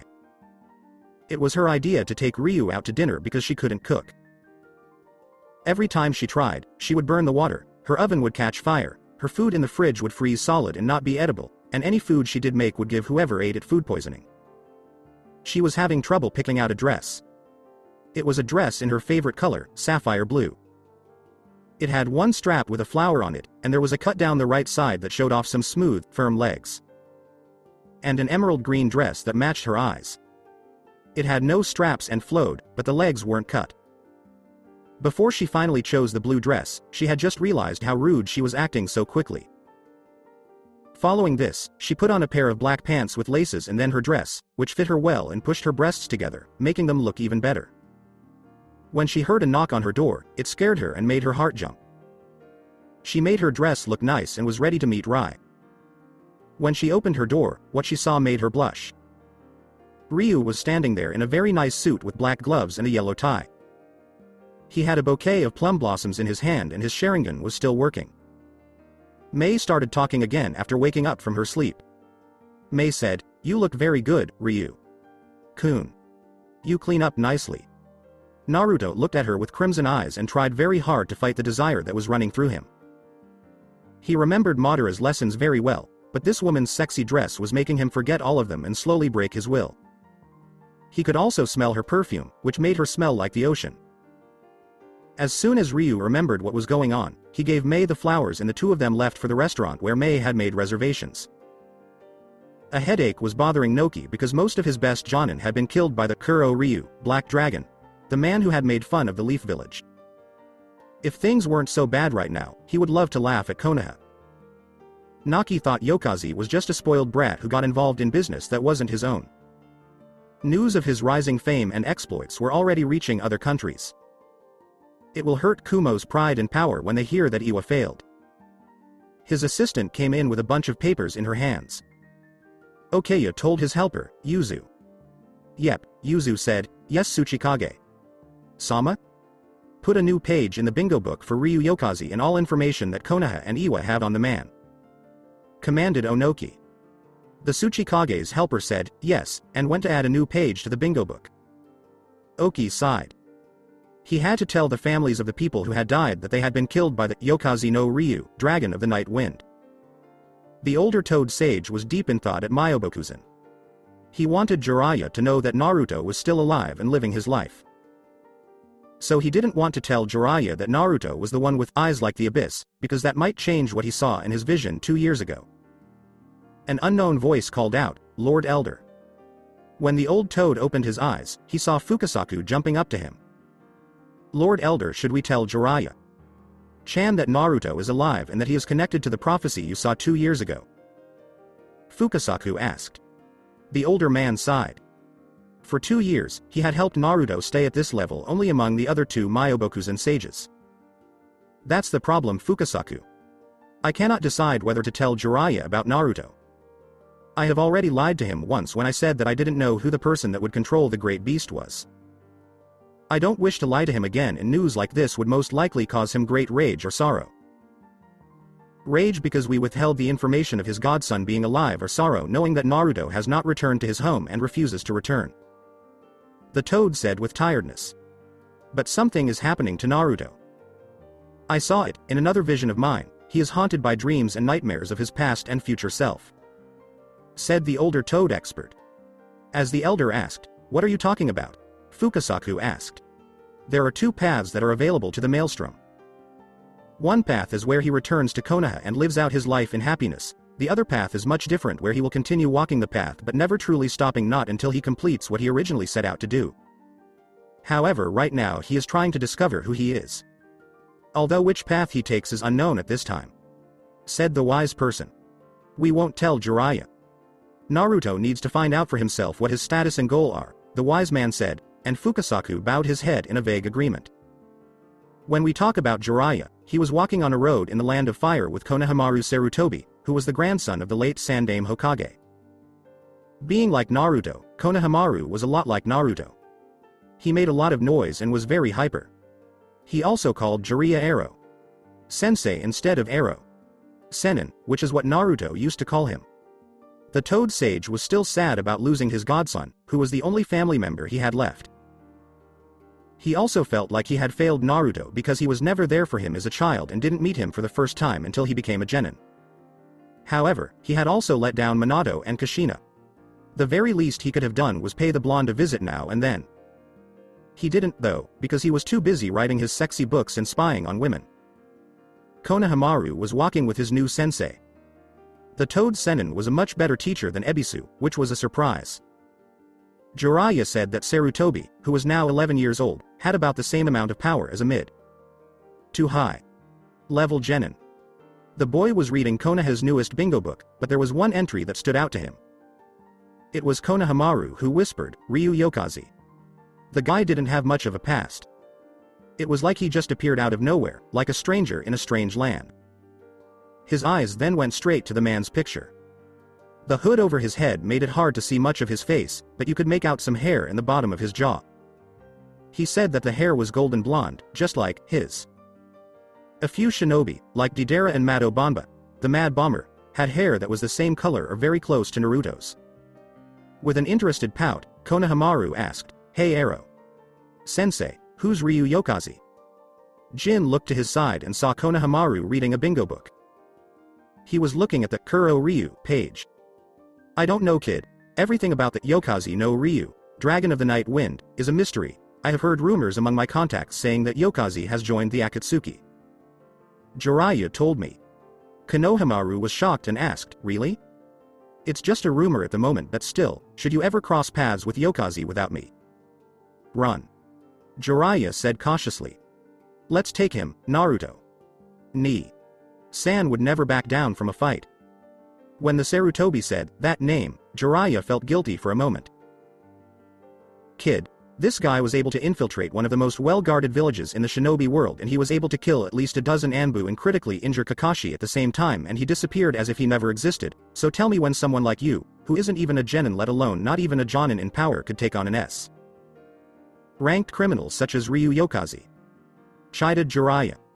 That's right, Konohamaru got angry because what his sensei was saying was true. Jiraiya and Konohamaru kept walking on the road for 30 minutes. But Konohamaru chose to say something that had been bothering him for a long time. Why was Naruto San hated? Everywhere we walked, there were people who would openly glare at him and say terrible things as well. Konohamaru asked out of nowhere. Jiraiya sighed. There was no point in hiding the fact that Naruto was a Jinchuriki. Tsunade was going to tell the village soon, mostly the younger people, and it was about time. As you know, Konohamaru, the most powerful of the Biju, the Kyuubi no Yoko, attacked the village 15 years ago. They say in the academy that the Yondaime killed it, but that's not true. To kill a Biju is impossible. They are built up masses of chakra, and if you did kill one, their chakra would just disperse and reform later. Since the Yondaime couldn't kill the Kyuubi, he instead did the next best thing. Seal it into a person, preferable a newborn baby. Jiraiya explained by looking down on the ground. Konohamaru looked shocked with his eyes wide open. Not taking long to figure out that Naruto was the baby that the Yondaime sealed the Kyuubi into to use as a vessel. Konohamaru asked, but why would the Yondaime seal the Kyuubi into Naruto? Was it because he was an orphan? Jiraiya gave the question a frown. Tsunade would tell everyone in the village about his full family tree after everyone had calmed down about Naruto's death. It was too kind of the Yondaime to ask someone to give up their child, so he turned the fox into his own son instead. Konohamaru stopped his trek and stared at Jiraiya, who had also stopped walking, with his jaw open. When Konohamaru quickly woke up, he asked. What? But Arrow Sensei, if Naruto was the son of the Yondaime, why did everyone in the village treat him like crap when his father was a hero? Konohamaru cried out. When Jiraiya heard what the Sarutobi said, he frowned even more. During the Third War, Minato saved us from Iwa's attacks, and they were among his worst enemies. If Iwa or Kumo had found out that Minato had a son after his death, they would have done anything to kill Naruto in revenge, so your grandfather gave him his mother's last name to trick everyone in the village and others, and it worked perfectly. Also, I was Naruto's godfather, Jiraiya said with guilt, but he didn't register it. Jiraiya was on the ground with his balls in his hands because the kick was harder than he thought. Konohamaru yelled, "Why were you never there for him?" Jiraiya got up and looked Konohamaru straight in the eye. After the Kyuubi attacked, I had to reconnect with my spy network. I had to know if the other nations would attack the village. Thankfully they still believed that Konoha was strong, and with our alliance with Suna it made them hesitant to attack. Because of my work I was unable to meet Naruto or even see him. And I know that's another failure I can add onto the list. Jiraiya expressed sorrowfully. Konohamaru asked, "Does he have any other family?" He thought about the question for a while and then knew the answer. Jiraiya said, "Only one." After that, both the teacher and the student kept walking. While Naruto walked through Kiri, Mei had her right hand on his left arm and the bouquet in her left. He had never been on a date before, so this was something new for him. He was mentally repeating the word, "stupid," at the moment. He knew it was a bad idea, but he couldn't say no to the Mizukage. Within a short time, the two were at the restaurant they had reserved. The Stars in the Mist was the nicest and most luxurious place to eat in Kiri. They were shown to their tables by a waiter at the restaurant. They asked for food and wine. Naruto picked out a bowl of miso ramen and a side of red bean soup, while Mei was eating her donburi. "So Ryu-kun, I have been meaning to ask, who was it that trained you in shinobi arts? Because I'm doubtful that you would have become an S-ranked shinobi without some help," Mei said with a smile. Ryu just looked at her with a cold stare. He chose to refuse because she would be more likely to ask him for the information if he did. "I was trained for 2 years of my life by someone important to me. He taught me everything I knew about being a shinobi, and he was the only person that ever really acknowledged me," Naruto said without thinking. Mei's smile faded a little, but it was still there. "The number of people who actually smiled at me for who I was can be counted on my hand, and he was among the few." Mei bit her nail and said, "You still didn't answer my question." Mei asked again, "Who taught you how to be a shinobi?" He looked down at his ramen bowl and saw the answer. "My father." Going back.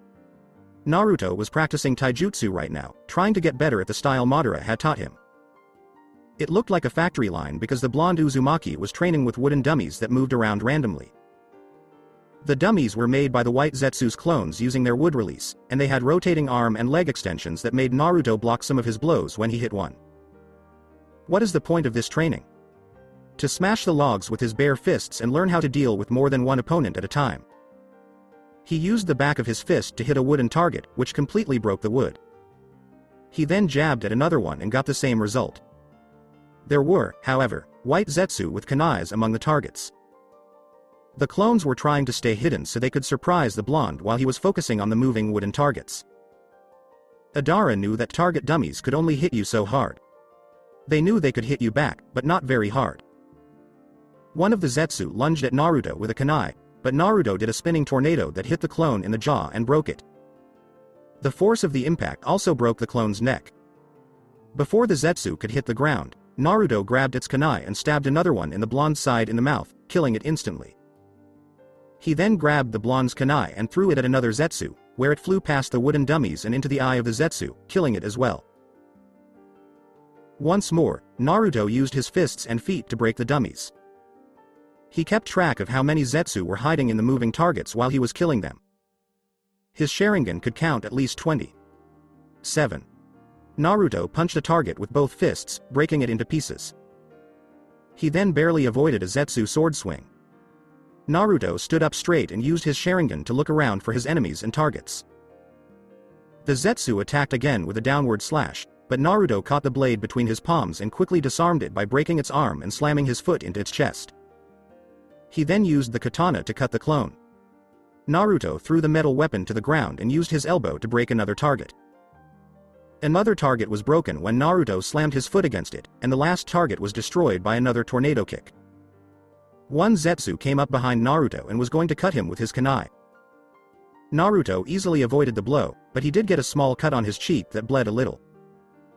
Without showing any emotion, Naruto grabbed the Zetsu by the arm, put him in an armlock, and then slammed the clone's face into the ground, making cracks that looked like spiderwebs.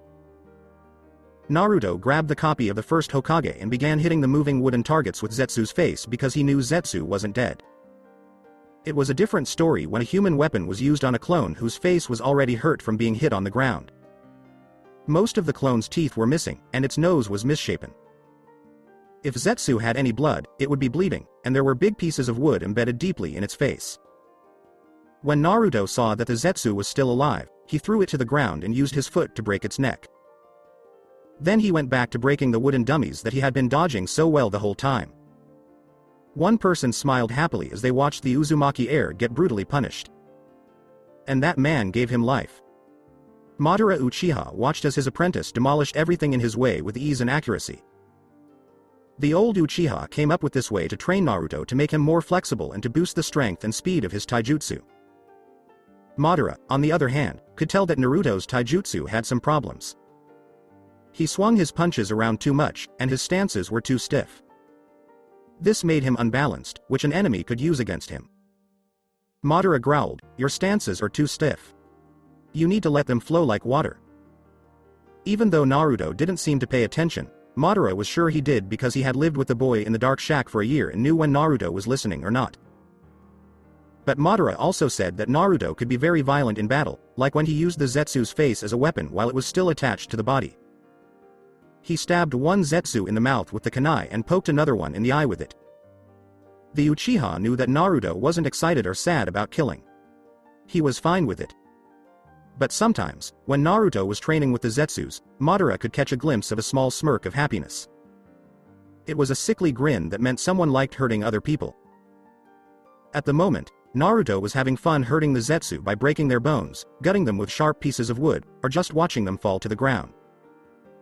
He was happy, though, because every time he saw Zetsu, he thought of the person in Konoha who had hurt him. He saw different versions of his old friends and people he used to think of as family. But when the Yondaime's face showed up, he lost all sense and killed the Zetsu with cruelty while breaking more targets. He was about to hit a thick, moving wooden target when he saw a picture of his father, standing there and smiling at him. This made Naruto feel something dark. When he cocked his right fist back, the punch he threw crushed the wooden partner. But he used too much force in the punch that was meant for the target, and his arm broke in 3 places, 2 on the forearm and 1 in the humerus. He cracked his right arm and fell to his knees in pain. He was short of breath and had sweat rolling down his forehead. When Madara saw that his apprentice was hurt, he got up from his root, like thrown, and ran over to him as quickly as his weak legs would allow. When he got to his student, he stopped training and told the Zetsu to get some wraps and splints. That's right, Madara brought Naruto to his bed and laid him down. Madara had some medical ninjutsu skills and knew how to do surgery because he transplanted his eyes and his brother's eyes into another person. A few white Zetsu came back with splints and bandages. Madara looked over the broken parts. One was close to the wrist, one was close to the elbow, and the one on the humerus was right in the middle. Since Naruto couldn't move his right hand or arm, he clenched his teeth and clenched his left fist while he groaned in pain. When Madara's student showed signs of pain, he felt terrible. He hadn't felt that way in a long time, not since Japanese Izuna. Madara knew that Naruto's healing factor would cut down on the time it would take to heal, but the injuries were so bad that it would still take some time. Madara put bandages on the broken parts and wrapped the splints around them. "You have to be more careful. Watch how much power you exert in your punches and kicks. If you keep doing that, you just end up in this scenario," stated Madara. But Naruto's hair blocked out his eyes. Madara looked at Naruto again as he wrapped a sling around his right arm. Madara could tell Naruto was upset about something. He could feel a few tears running along the edges of his eyes, but they wouldn't fall. After that, Madara found out what was wrong. Getting angry makes you sad. It was clear to Madara what had happened to Naruto before he became his student. He was treated like he didn't exist, like he was a nobody. Some vessels to the beasts hated him, but they knew he existed. Naruto, on the other hand, wasn't there. People would look around him instead of at him. Something like a ghost. Letting that much anger build up over time was like stopping an explosion. It was going to come out eventually. The Uchiha said in a whisper, "Let it out." Naruto looked up at his sensei. Since he knew the old goat, Naruto knew that he would never say or do something like that. The old goat knew him perfectly and knew how he was feeling right now. Tears that were being held back by the wall of eyelids came gushing out like a waterfall. So Naruto cried, letting out all the pain and suffering that the villagers had caused him. It wasn't like that with any other ship, from a jailer to a beast. He leaned in close to the old man and put his face on his shoulder. Surprisingly, Madara didn't push him away. Instead, he gave him a hug, which was the most genuine hug the blonde Sharingan user had ever felt. Even though the person hugging him was mean, Naruto could feel love in it. I guess it changed the way he saw things. No matter how mean someone is, they have some love in them. Madara looked down at the head of blonde hair and thought of a time when Izuna had to deal with something similar after his other brothers died. Izuna saw Madara as a father figure instead of a brother because their own father was too busy with missions for the Uchiha. He had promised Izuna that he would protect her from everything, but he failed and Izuna died, so he broke his promise. He would now see his beloved brother's face when he looked at Naruto. Then he found out what that feeling was about Naruto, which is love like a dad. Madara didn't say he didn't care about Naruto in some way. You like the boy more. Is this how having a son feels? Since I've never been a parent before, this is a very new and exciting experience for me. You know I won't be with you forever, but if I am, I will protect you until I die. Just like my brother. Naruto, Madara whispered as he tightened his grip on Naruto. He was going to use the short time they had to make the Uzumaki as strong as possible. His strange love hadn't been this strong since Izuna, and it wasn't for anyone else. Our favorite blonde was thinking something else while Madara was thinking that. Naruto asked, is this what it feels like to have a father? It feels warm. Even though he and Madara would argue about things like which ramen dish is better or whether orange is a stupid color. He really felt sorry for the old goat. End of flashback. After that, Naruto was back in the restaurant with Mei. Naruto was really sad that his sensei was gone, even though he didn't show it. Rai heard and said, so. Mei was there and gave him a smile. Mei asked, what was your father's name? She was interested because if Ryu was an S-ranked ninja, then his father must have been very strong or a great teacher. His name. Naruto said in a neutral tone, but his voice had a hint of sadness in it. He needed to quickly come up with a name, but what name would be good? His name was Hidora Yokazi. Mei said, Hidora, Hydra, sounds like a strong name. Wait, you said, was. And Naruto said, yeah, he died about a year ago. You're probably also wondering why I have the Sharingan as well? Correct? Asked Naruto. Mei then gave a nod. Naruto decided to make up a lie, and he did. I don't know why I have the Sharingan. I questioned my father about it but he didn't tell me anything. But can we please stop talking about my past? It's quite uncomfortable and it brings back bad memories. Said Rai. Mei bit her nail in a seductive way and said, just one more question. Even though a few minutes had passed, Ryu still didn't want to do what the auburn woman wanted. Sorry, Naruto said, fine. Mei carefully asked, what was your mother's name? Because she knew that talking about his mother could be awkward. An eyebrow went up at the question. He didn't know how to feel about his mom. She loved him, right? Did she hate him like everyone else? Naruto said, her name was Kushina Yokazi, and she died the day I was born, but not from giving birth. I answered your question. I am not required to answer any more. Naruto told me. Mei sighed because she knew that was all the man could say to her. The two cage level shinobi talked and ate for the rest of the night. Sometimes Mei would flirt with Naruto, and he would take her up on it like he always did. With no feelings. Rai went back to his hotel room by himself after dinner after Mei said goodbye. It was cold, like a winter that is hungry. Chilling wasn't the right word to use to describe it. There was a thick layer of ice over everything. The trees, leaves, and even flowers were buried under a sheet of frozen water. The gales were so strong that they could cut and freeze your blood. The wind howled like wolves. In the middle of the empty space, a man dressed in black stood. He was getting cut up by the wind and the frost was biting his muscles. But the cold touch of the rime didn't bother him. It was very windy, and his golden hair was flaying in the wind as he stood strong against the scary cold. Instead of the beautiful snow, he saw a terrible blizzard. He stood there in the cold, though, and just looked around. He could see icicles hanging from the tree's branches. And the tree trunks were like mirrors that let them see everything around them. From where he was standing, he could see people in the ice mirrors. Long white-haired man with red lines on his face, a man with a scar across his nose, a girl with blonde hair pulled back in a ponytail, two people in hideous green jumpsuits with big eyebrows that he thought were caterpillars, a man with red eyes in a black coat with red clouds, a boy with red hair and a love tattoo on his forehead, and a woman with blonde hair and a lot of curves. All of them showed up in the mirrors and stared at him blankly. He looked back with just as much anger. After that, he started to walk through the snowstorm by the trees. The wind seemed to push against him, like it wanted to stop him from moving. But he fought through it and made it through the blistering frost that killed his blood and frozen it. He kept going through the frozen storm. He walked for what seemed like hours until he found a tree that was different. Some trees in the cold forest were frozen over, but this one wasn't. The bark and leaves of it looked more like crystals than frozen. It looked like a painting or a chandelier because the leaves were drooping down from the branches. He stood in front of the tree and looked at its shape. Then he saw pictures of himself and people who looked like his friends inside the tree. He was also shown greeting people and wearing robes that looked like they belonged to him. Finally, it looked like the tree had its own will. Its leaves and branches began to move together, making a crystal mirror. She was there again, with the baby who had blonde hair and the woman with pink hair. He thought it was himself, the man with blonde hair. Still, he had this sad feeling wash over him. He stared at the mirror for about a minute or two before it broke, which shocked him.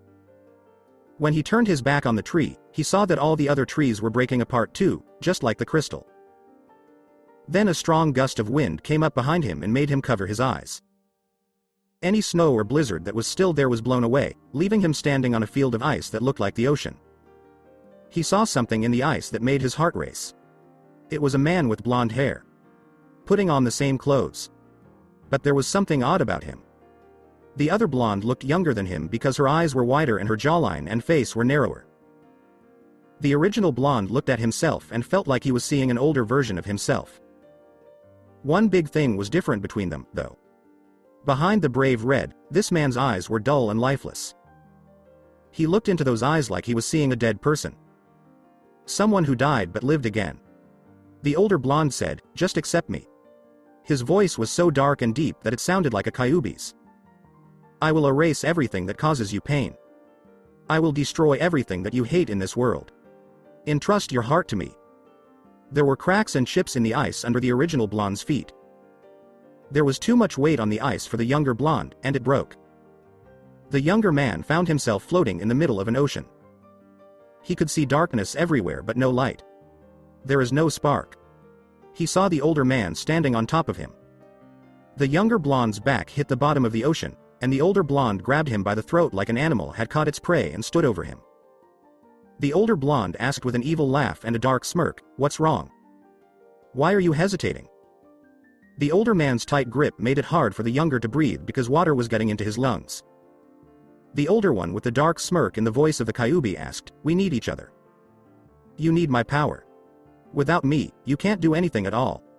Now who do you want to kill?" With his dark voice and sneaky grin, he asked the older blonde, "Will be the ones who wronged you? The ones who always underestimated you? The ones who kept everything from you? The ones you loved? Or the ones who denied you everything you deserved?" The younger one felt drawn to the older one, as if he wanted to take on the older man's power. "Yes, you understand now.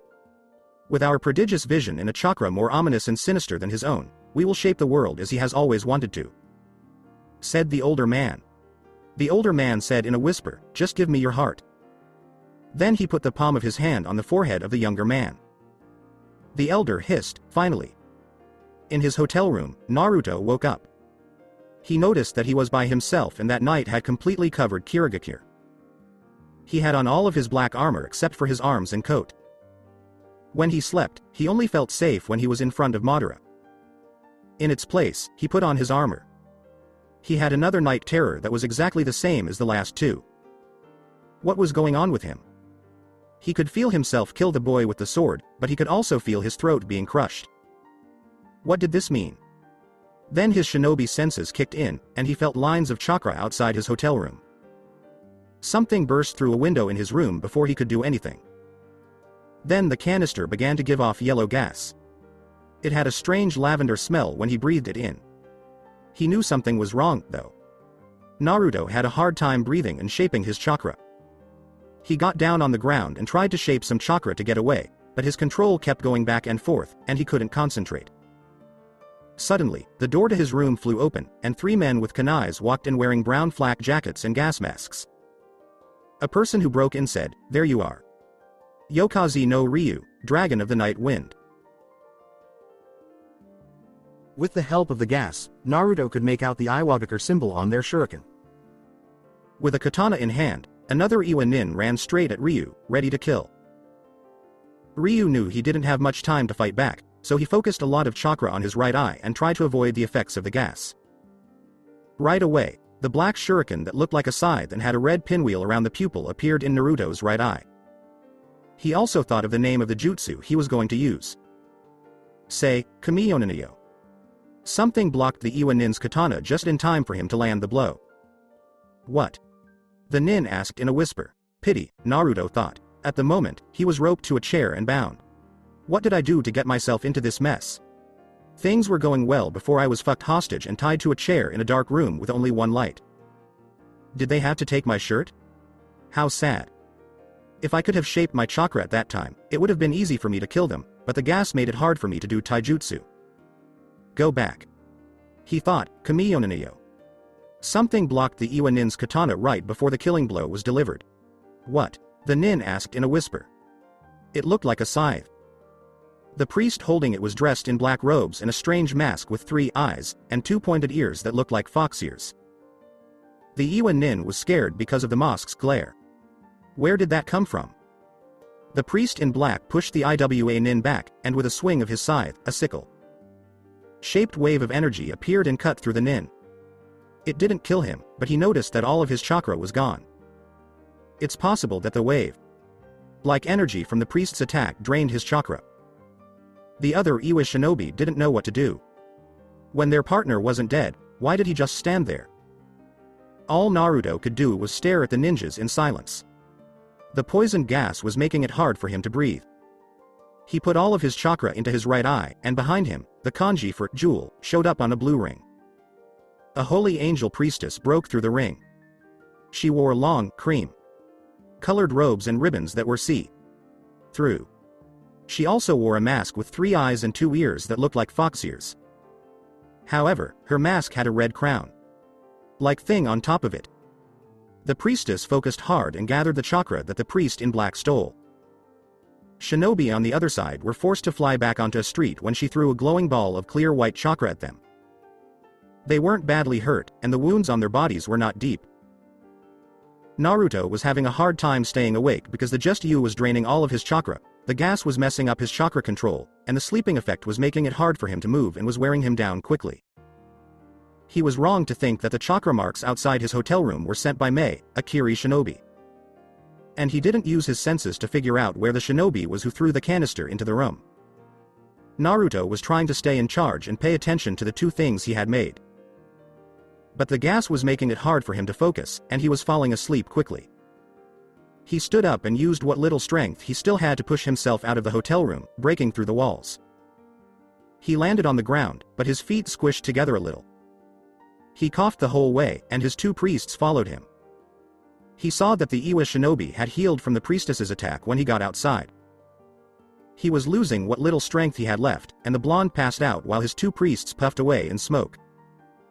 Kiri couldn't get to the noise fast enough to figure out who made it, and by that time, Naruto was already in the hands of the enemy shinobi. End of flashback. Naruto woke up to find himself tied to a chair in a dark room. He thought that the Iwa ninjas had probably caught him and then put him down. He wanted to know where Konan was at the moment. She didn't seem to care about him, or was she trying to save him? Also, Zetsu was nowhere to be found when you needed him the most. Naruto chose to do nothing and wait to see what the Iwa ninjas wanted. He then sat back in his chair and didn't pay attention to anything or what the Iwa ninjas were going to do. Did they want to bring him to Iwa so that he could breed Sharingans?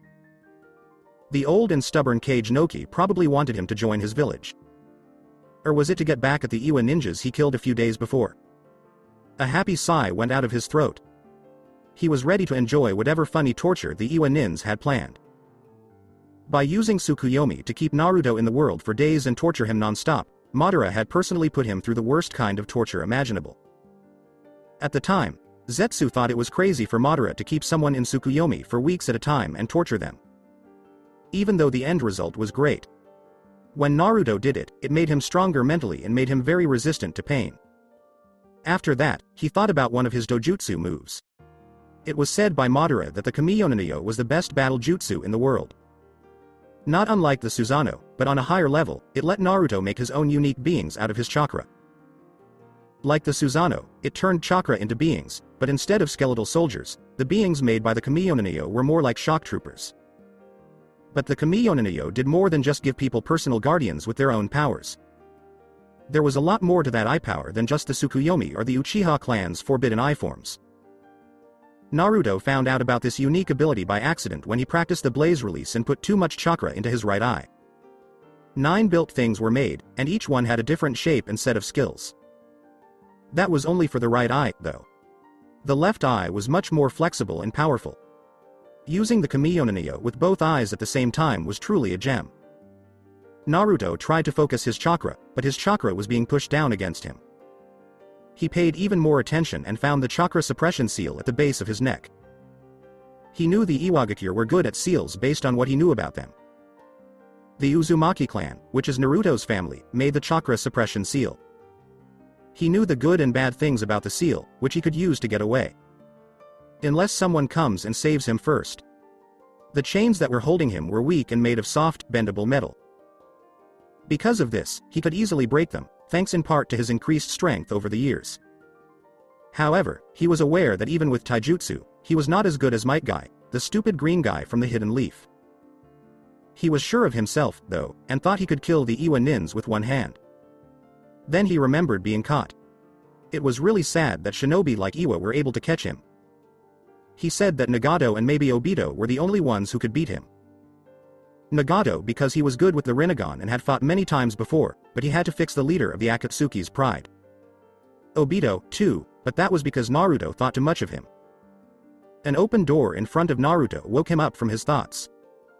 Someone in a brown flak jacket walked in. His brown hair was a little spiky and his eyes were brown. The ninja laughed at the blonde who was tied up when he saw Ryu. With a smirk that was hard to ignore, Ryu said, "Hello." The nin looked at the person with the Sharingan with narrowed eyes. The nin looked closely at the man in front of him. Even though he was tied up like a criminal on trial, he seemed calm and at ease, as if nothing could bother him. The blonde had a good body shape and no scars on it except for an area above his heart that looked like it had been hit by a lightning bolt that arced outwards. "Can you untie these bonds, please?" When the Iwa nin looked up, Naruto was smiling at him. "Please undo these bonds," Naruto asked with a big grin, as if he thought the situation was funny. An angry Iwa nin's eye twitched a little. As soon as he saw that Naruto wasn't paying attention, he cut himself off and said, "My name is Kuri Ganseki, I am a Jonin in service to Tsuchikage Sama." Naruto was paying so much attention to him that he got a tick mark on his forehead. Kuri yelled, "Hey!" He shook his head and turned his attention to the nin. Naruto shrugged his shoulders and asked, "What?" Kuri's face got big and angry, and he got a big tick mark that was pulsing. Kuri clenched his teeth and said, "You killed my brother." Kuri was a little scared when Naruto just stared at him blankly. He let out a sigh and took a deep breath. When he closed his eyes, he thought about the person he had killed. He knew he didn't care, though. When Naruto opened his eyes, he said, "You think I care about your problems and you believe that I actually do. Honestly, I could care less who I kill. Your brother did his duty as a shinobi serving his village. He died like a shinobi, no. He died like a dog," said Naruto in jest. Then he felt a fist hit him in the face. Kuri was so mad that he was shaking and making noise with his teeth. Naruto kept up his psychological warfare, though, because he wanted to find out what the shinobi wanted. He thought it was revenge. "I slaughtered him just like all the others, he couldn't ever think of defeating me." None of them were worth my time. But it felt good watching his life slip away. Naruto told the truth. He was the ninja who I killed via lacerations to the heart. Correct? Said Naruto. He answered with another punch to the face, and he knew he was right. Curry yelled, he had a child. Naruto kept smirking, though. It didn't matter to him if he had a grandmother. He smiled and said, I don't have what he has. Curry hit Ryu one more time and then left the room. Naruto was sending huge amounts of chakra into the suppression seal the whole time he talked. At the moment, Conan was telling the Mizukage what had happened in her and Ryu's hotel room. The blue-haired woman saw that the door to the hotel had been blown off its hinges when she got there from a mission the Mizukage gave her. Things were strewn around the room like there had been a fight. But Ryu's things were still there, like his katana, coat, and akatsuki cloak. Yet Ryu himself wasn't there. She had been seeing the blonde for a while, though. He knew that he would never forget his coat or katana. Where was her partner then? Soon after, the Mizukage's forces showed up to find out what had happened. Right now, my Anbu were looking into what happened at the hotel, who might have done it, and why, Mei said in a smooth voice. As Conan spoke, I only care about getting my partner back. She needed answers to many questions that only Ryu could give her, and she needed them quickly. She meant to ask him after his date with the Mizukage, but her mission took longer than planned, and then there was this mess. My Anbu were able to find some clues that could lead us to the criminals, Mei said as she opened a scroll and read what was written on it. Something used, a gas mask, and a katana were all there. Conan looked at the gas mask and canister. Based on the model of the canister and the gas mask, they were used in recon units to capture targets. It wasn't hard to figure out that it had something to do with the canister. But the katana, Conan had seen that brand of sword before. It was not as long as most swords, but it had a square guard and a brown handle. That katana is a model used usually by shinobi from Iwagakure. Shared with Conan. Mei wasn't shocked by what Conan told her. The akatsuki had been used by Iwagakure in the past, so it made sense for Conan to recognize it. But why still take Rai? Iwa has always been a village where people couldn't keep their peace. Because there were many attempts to kill the Yondaime Hokage after the Third Shinobi World War. Ao walked into the room all of a sudden. He was drenched in sweat and breathing hard. This is what we found near the crime scene, Ao said as he held up an Iwagakure Hitai. 8. As Conan spoke, her face didn't show any emotion. There are only a few possible explanations why Iwa is here, or more specifically. Ryu. 1. The Tsuchikage ordered his shinobi to capture Ryu and possibly use him as a breeder for the Sharingan if he does posses it naturally, because I don't believe his Sharingan is a gift from someone like he said it was. Or to join their village, strengthening Iwagakure by training its next generation of shinobi. 2. Some of the Tsuchikage's shinobi have gone against his orders and have taken it upon themselves to eliminate Ryu in revenge or because he is a threat to their village. Speculated about Conan. Given what Iwa has done in the past, Mei agreed with her because it sounded like something she would do. Ao, have 3 teams of Oinin to track down the shinobi that took Ryu. Kun. Mei was told. Already have Mizukage. Sama, we were able to find a trail leading out of Kiri. Ao said. Mei thanked Ao with a smile and walked away. Naruto was still in the dark room. He was constantly sending huge amounts of chakra into the seal. The seal was made by his clan and sold to other countries, or in Iwa's case, it was stolen from them. But most people didn't know where the seal was weak. Focusing a lot of chakra on the seal over and over again will wear it down and break it eventually, but it takes a while. The front door opened, revealing 4 Iwa nin with sneers on their faces. He heard a lock click. A nin said, "We have time before he gets here." But he wants him to be safe, said someone else. Naruto raised an eyebrow at the small talk, but he chose not to look into it. Someone else said, "We'll just use medical ninjutsu to heal him." Naruto's face lit up with a smirk. While pointing at Naruto, the last nin said, "Let's just do it." What can he do? He's old and this one is tied up. Someone in the room said, "This is going to be fun." They looked at Ryu, who had a smirk that was both annoying and cocky. "That's our line," yelled a shinobi who was really annoyed by the smirk. Then the ninjas began beating Naruto so hard that he was almost dead. During the whole beating, the blonde smiled the same way. In Konoha, he had been through a lot worse than what the Iwa shinobi were giving him. There were 3 men walking along a road that led to the land of water. 2 of them wore masks that were clearly Anbu, but their clothes were not typical Anbu. They all had a tent wrapped around the back of their right shoulder. The 3rd person was walking slowly and using a cane, which made it look like he had lost some weight.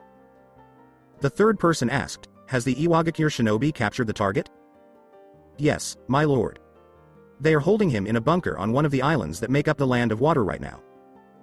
We should get there in a few more hours," one of the other people said. The man with the cane said, "Very good. As long as the acid is mostly whole, I have no probs." "But my lord, can we really trust him?" asked the 3rd person in the group. "Yes we can, for we gain the Sharingan in a useful pawn. I just have to use that if it doesn't go according to plan," said the man with a cane. Shinobi with demon masks and katanas were following the 3 of them, but they didn't know it yet. One of the 3 could feel them through their chakra. He strained his eyes to look around in the forest they were walking through. The censor in the group said, "My lord." The man with the cane said, "Yes, I know." After that, he stabbed his crane into the ground, where it stood like a statue. "I have not seen combat for quite a while, this is perfect chance to get my muscles all limbered and supple."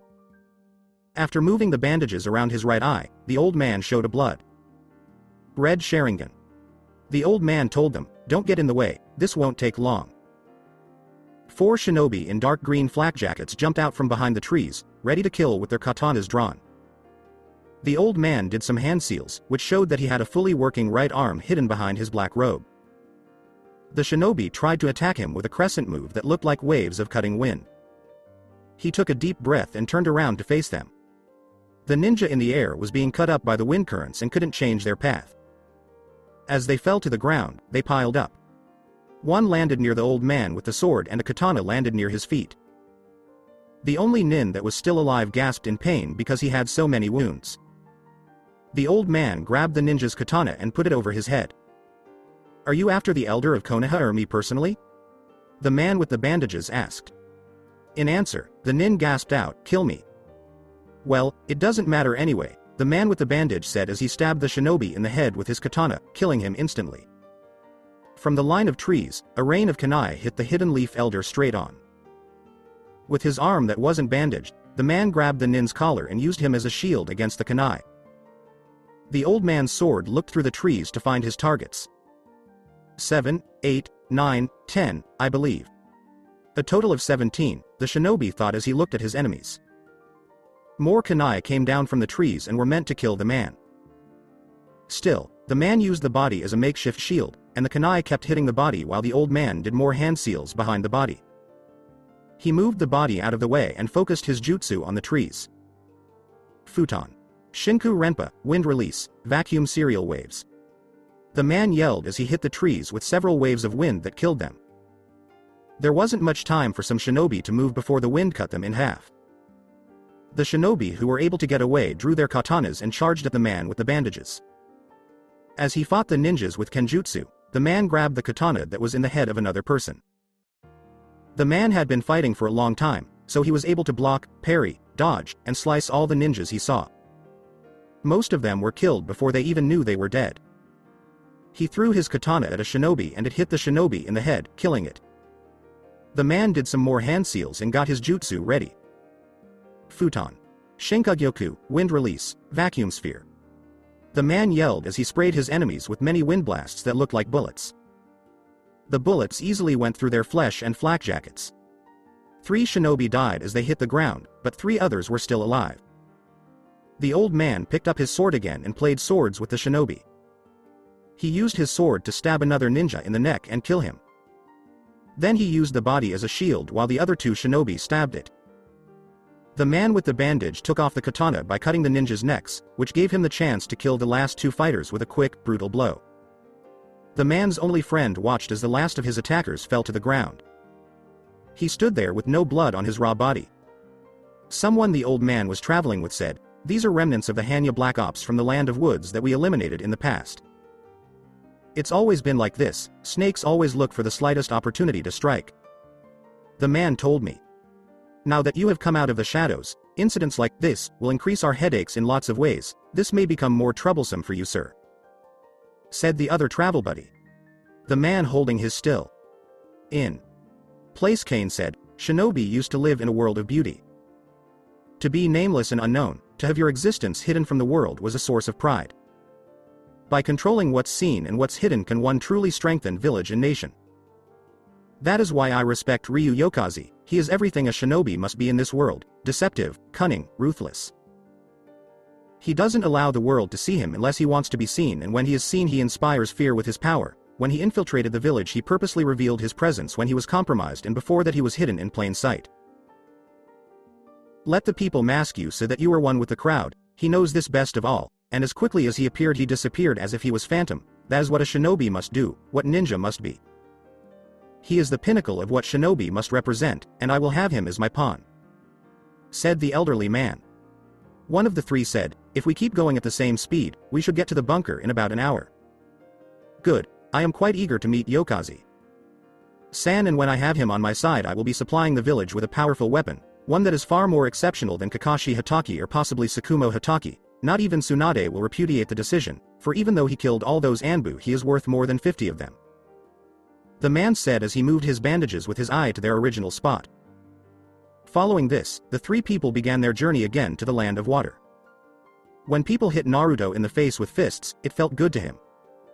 What he went through from the civilians was much worse than being hit. He also had the same annoying smirk the whole time he was being tapped. He was curious about why Zetsu hadn't called him yet. The plant man looked out for him, so where was he now? He wouldn't have had this happen if he hadn't been caught by ninjas.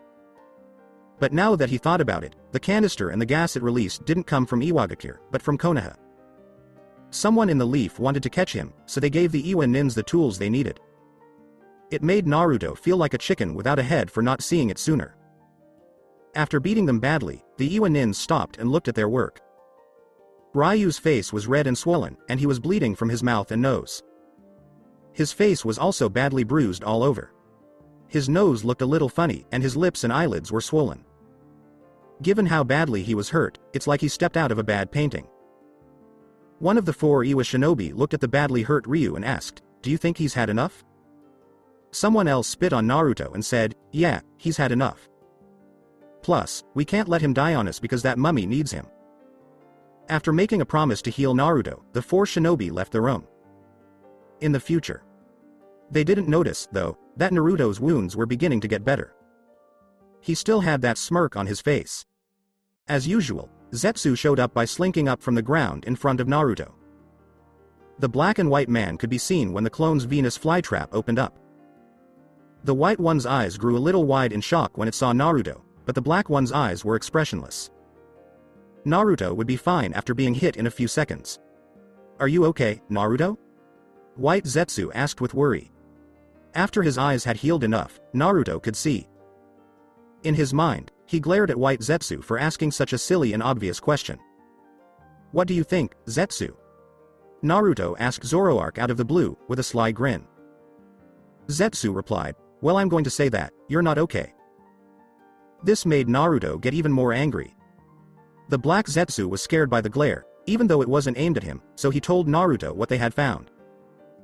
Naruto looked at black Zetsu with wide eyes as he said, "I found it." Not long after that, Naruto smiled with joy. Naruto said it again, "You found it. Where has it been all this time?" "In a temple within the land of lightning guarded by monks that are cut off from society," replied black Zetsu. Naruto asked with a happy grin still on his face, "Alright, now can you untie me?" He was happy because he had found the one thing he was looking for, a legendary artifact. "Oh, I'm sorry," White Zetsu said. But before either person could do anything, they heard the door click, and Zetsu appeared on the ground while Naruto's wounds fully healed. When the door opened, a man in a white shirt, black robe, and purple obi was standing there. He only had one arm and looked like he had lost the other one a long time ago. Bandages covered his right eye. There was a X-shaped scar on his chin and his hair was black and shaggy and spiky. Naruto was shocked when he realized that he knew this man from a long time ago. Going back.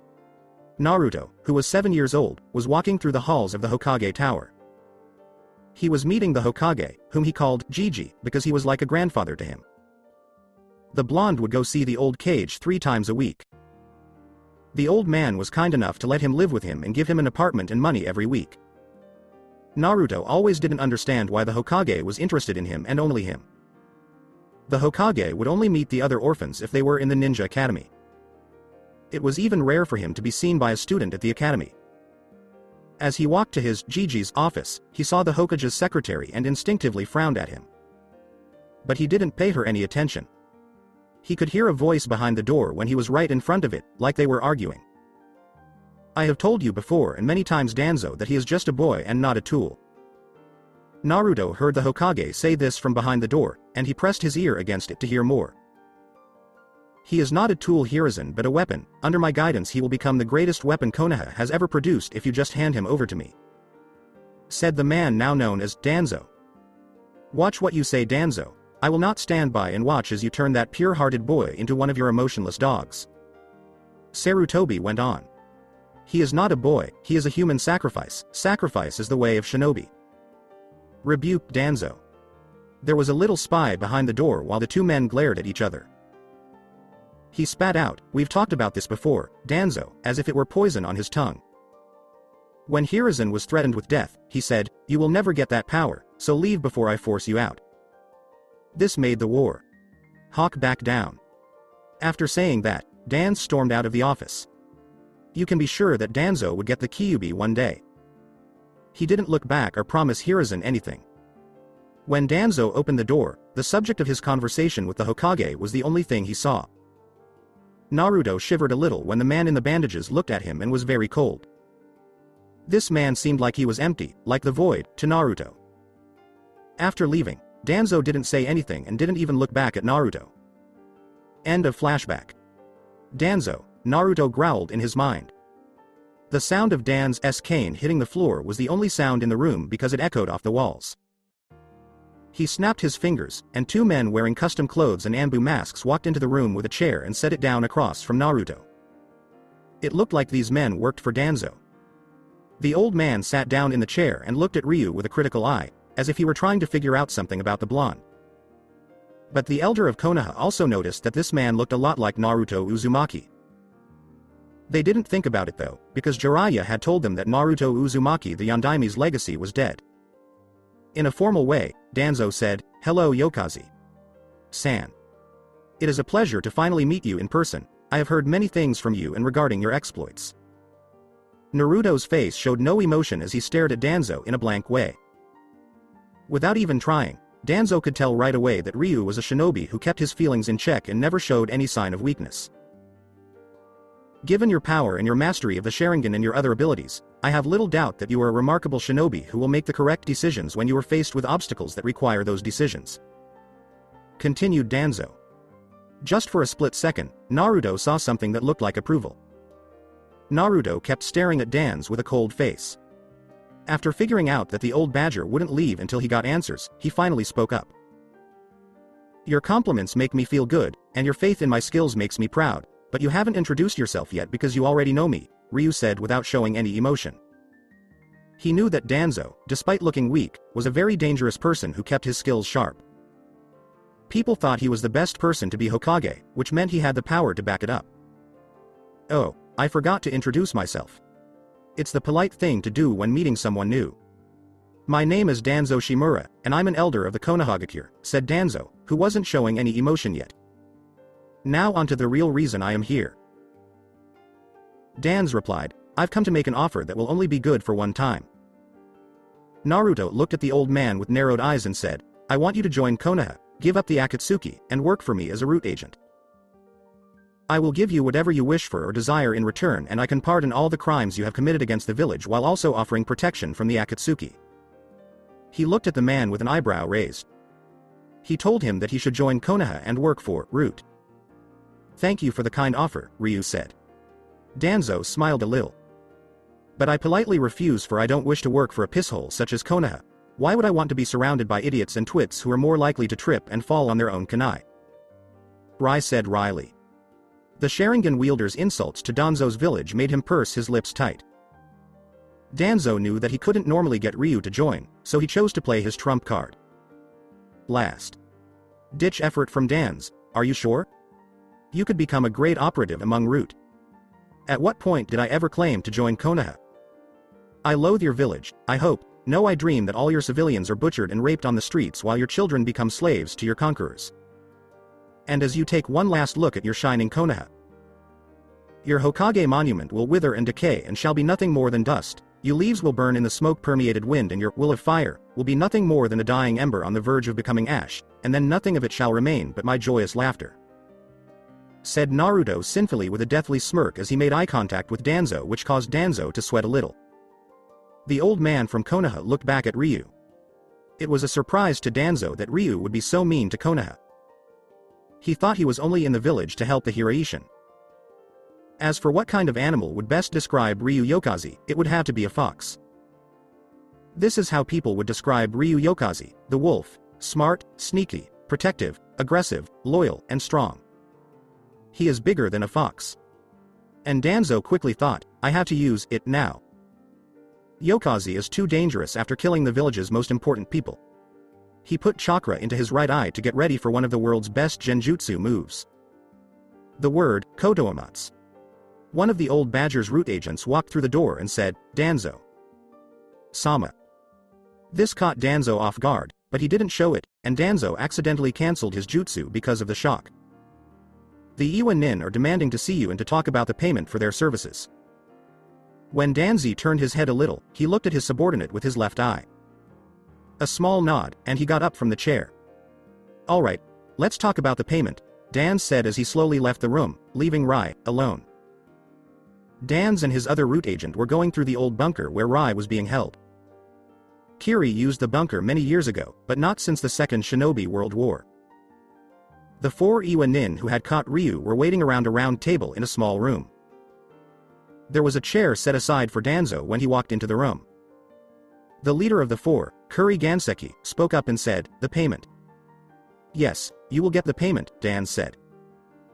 All at once, the Tontos of Danzo's subordinates cut the throats of all the shinobi. The payment of your lives would be sufficient enough. Now I am aware that I contracted more Iwa shinobi than these 4, so we will have to deal with them or allow Yokaze-san to deal with them. Now back on my appointment with the wolf. But Danz couldn't get up because he felt a huge force shake the bunker to its very core. This is making some dust in the room look messy.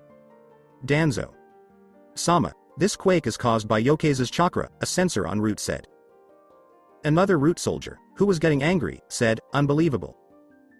He's doing this with just his chakra. Danz, who kept his cool, said, we're leaving now. This bunker is underground, it could fall on top of us. A few minutes ago, with Naruto. He was still thinking about Danzo's offer to go back to the Leaf Village. But what he said was true. He really did not want to go back to that village ever. At the time, he didn't want to destroy it because of the Eye of the Moon plan, which would send everyone into a dream world where Konoha wouldn't matter. He had to get to the temple in the Land of Lightning that had the object he was looking for. He had to see the Akatsuki again to let them know he wasn't dead. Then he felt something behind his neck. He was able to freely use his chakra after breaking the chakra suppression seal, but it cost him at least a quarter of his chakra reserves. He used his increased strength to free himself from the chains that were holding him down. And then he put 2 fingers on the seal on his left wrist. Smoke filled the space around his body. As the smoke cleared, Naruto could be seen in his black samurai style armor, but he was missing his weapons. Zetsu popped up next to Naruto from the ground. There are only a few Iwa Nins left, and Danzo and his lackeys are in a different room in the bunker. Seeing as how you lack your weapons, maybe you should rely on those, said Zetsu. But Naruto paid attention to what Zetsu said and understood what he meant. When Naruto put chakra into his right eye, he thought, Kamiyo. This made his eternal Mangekyo visible to everyone. Behind him, a huge blue mandala grew, with each circle having a different ring and kanji on it. Naruto said, come forth. It was an azure Japanese dragon that popped out of the azure ting ring. It was taller than a person and had 2 big horns, 3 eyes, and ears that looked like fox ears. At the sound of Byako, a white, thin, and lean tiger with 3 eyes, fox ears, and sharp teeth jumped out of the white ring. Suzaku. A colorful bird with beautiful feathers popped out from the vermilion ring. It had the same mask, but its head had a beak and a feather on top of it. The black Jing ring let out a tortoise with black plates that overlapped and a white bushy tail. It had the standard mask of 3 eyes and fox ears. Kinja. A golden snake with a long body came out of the Sky Jian ring. It had the same standard mask as the others. The jewel ring let out a Tenyo, and a celestial maiden in flowing cream robes and lavender ribbons that were see-through appeared. Shinigami, said the 3 ring, and a black robed priest with a scythe came out of it. The north ring rang with the sound of Hokuto Senin. A priest in traveling clothes and a fox staff stepped out. Nanto Senin. Out of the south Nan ring came a priest that looked a lot like the Hokuto Senin and had a fox staff as well. Both of the sages had 3 eyes and ears that looked like foxes. The 9 beasts in masks gathered around Naruto as if to protect him. They never cease to amaze me, Zetsu said, speechless in awe of the animals. Nairo yelled, "We're leaving Zetsu." The Seiryu walked out in front of Naruto and used its incredible strength to break down the door as it charged forward. Naruto walked ahead, and his loyal animals followed behind him. Even though Naruto quickly found the way out, he sent the Byakko ahead to check it out. Naruto could mentally tell his beasts what to do, which made them unpredictable for other ninjas. After checking out what was ahead, the Byakko ran back to Naruto's position to let him know it was safe. When Naruto got out of the bunker, he could feel the sun on his skin. But it didn't last long because Iwa shinobi quickly surrounded Naruto from all sides. Some of them looked nervous, like they didn't want to fight the masked beasts that were surrounding the blonde. 9 beasts in masks. Have fun, Naruto told himself in his mind. The beasts acted quickly, which caught the shinobi off guard. While he watched his beasts fight for him, Naruto stayed where he was. His arms were folded. Naruto usually joined in because his main fighting style relied on his masked beasts and shadow clones. Maybe his love for the Kage Bunshin no Jutsu made him create the 9 beasts because they fought like they were clones of Naruto. He also learned that the Kyuubi had a bigger effect on him than he thought when he wondered why his beasts had fox ears and the sages had fox staffs, but that wasn't important at the time. He chose to watch this time, though, because he hadn't brought out all of his animals in a long time. Naruto saw kunai flying toward him out of the corner of his eye. It was clear that the blonde wasn't scared of the kunai because he didn't try to avoid it. The kunai hit a purple barrier in front of Naruto, stopping it. The weapons fell to the ground. The Hokuto and Nanto Senin flew to where Naruto was because it was clear that they were the ones who put up the barrier. They tore the ninjas apart with their claws because they were moving so fast. The ninjas were killed before they could even get hurt. The Genbu and the Suzaku were either heavy enough to crush the shinobi or strong enough to lift them into the air and let gravity do the rest. The Kinja, Shinigami, and Tenyo all used ribbons or their bodies to bind their opponents. The Shinigami would drain their chakra, and the Tenyo would use that chakra in its attacks. After only a few minutes, the shinobi food didn't have much of a chance against the beasts. He popped his neck because he had a pretty bad crick in one spot. As he looked at the damage, all he could think about was how much stronger they were so that he could have his loyal beasts use their stronger moves. But alas, it wasn't to be, which made Naruto a little sad. Zetsu went up to the blonde and watched as the beasts went back to their master. Sighed. Zetsu said, "They act like your clones." He had noticed that the shadow clone and the 9 masked beasts were alike in more ways than one, like how they fought. Naruto uses them to overwhelm his enemies. As Naruto put it, although they require far less chakra. White Zetsu asked, "I've always been interested in what happens after they die." Naruto didn't look at the fake person, but he did hear the question. "I tested out that question, so I ran my katana through the Tenyo and I couldn't use that certain beast for at least a day."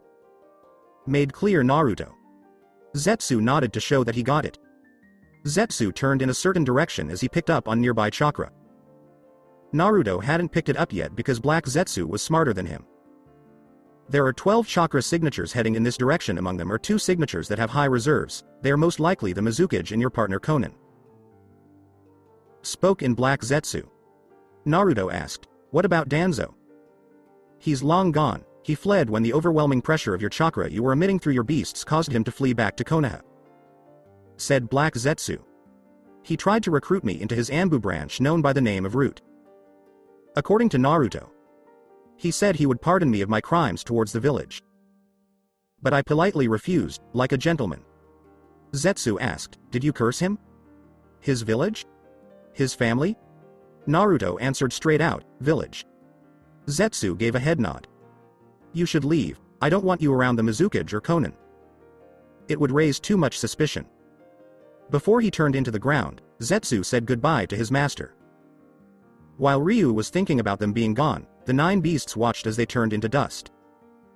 When Ryu looked at the bodies of his 2 victims, his eternal Mangekyo began to spin. Mei and Konan had been on the road for a few hours, following Ao and a small group of Oinin and Anbu. They were able to find a path that led to Ryu. The Mizukage hoped that the blonde was still in the land of water, because if he wasn't, she couldn't do anything without starting a war. Konan was a little worried because she needed Ryu's answers and to know why he was doing what he was doing.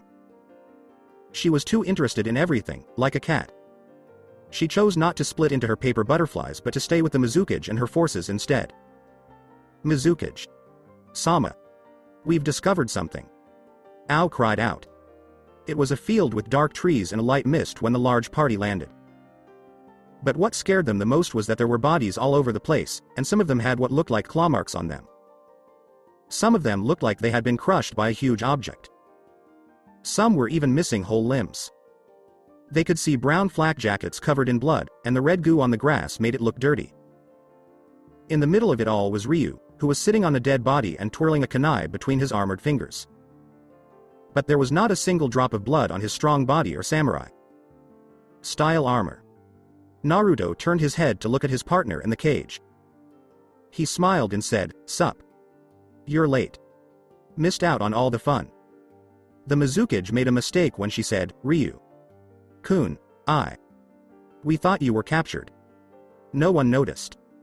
I was, but I was able to escape and killed my captors, as you can see they weren't much of a challenge. Naruto went on. While he was on his way to join the Mizukage's forces, Mei gave him a soft kiss on the cheek and said, "Glad you're safe." This made him blush a little. A lot of the men were angry and looked at Ryu. The most common thought among men was, "That's supposed to be me." While this was going on, Konan was staring at Ryu blankly. The things she wanted to know had to be said behind closed doors. Same time in the land of lightning. There were a lot of clouds and thunderstorms in the land of lightning. The mountains in the land were very dangerous. Many explorers have died because of the sharp, tall mountains that lived there. Not many buildings could stand up to the terrain. A shrine that looked like a Shaolin monastery was one of the few buildings that could live on the sides of a mountain. The temple was a dull gray color, and the buildings and roof tiles were broken and chipped. The door to the temple was rusty. The temple was high in the mountains, so it was covered in snow, and it was very cold. There was a man in front of the temple with blonde hair, a black coat, and black armor. There was a Yamabushi and a Tengu standing in front of the door. They looked like they were ready to fight. Naruto was the man who was standing in front of the door. He was using his Sharingan to look at the old buildings. That Zetsu said the temple and its artifact were watched over by ninja monks, Naruto thought. But he still hadn't seen any sign that they were real besides this temple. So why did he feel like he was in the wrong place even though he had followed the directions to the letter? He wasn't at all bothered by the biting snow.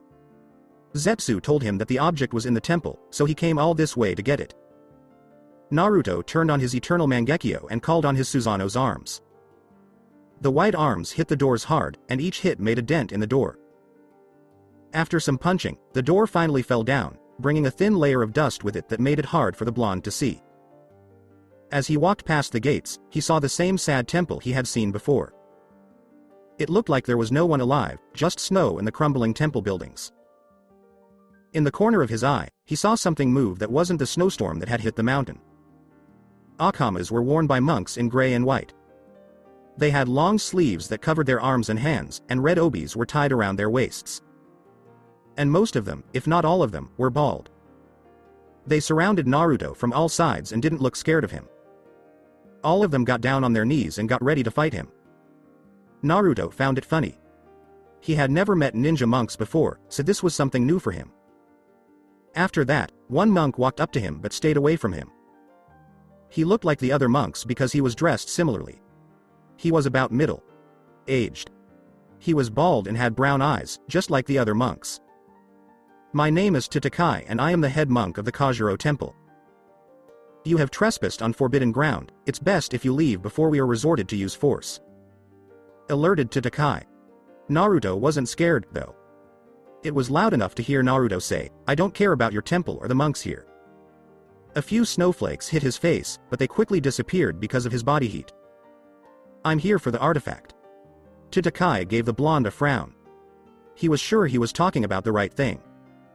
The monk was also curious about how the man got to their temple and the treasure they had been keeping safe since the clan wars. I am sorry, all the monks here were born to defend the artifact with their lives, so you cannot go further. I will repeat myself, leave or we will use force. Threatened Tatakai with a glare.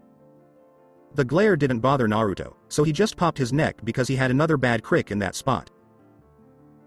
If you raise your blade at me and bare your fangs, that is your way of expressing your pride. However, there is a fine line between pride and arrogance, such as there is a fine line between love and hate, and when you raise your blade in contempt of my pride, it feels like you're saying that I'm arrogant. Said Naruto. My distaste for arrogance is great.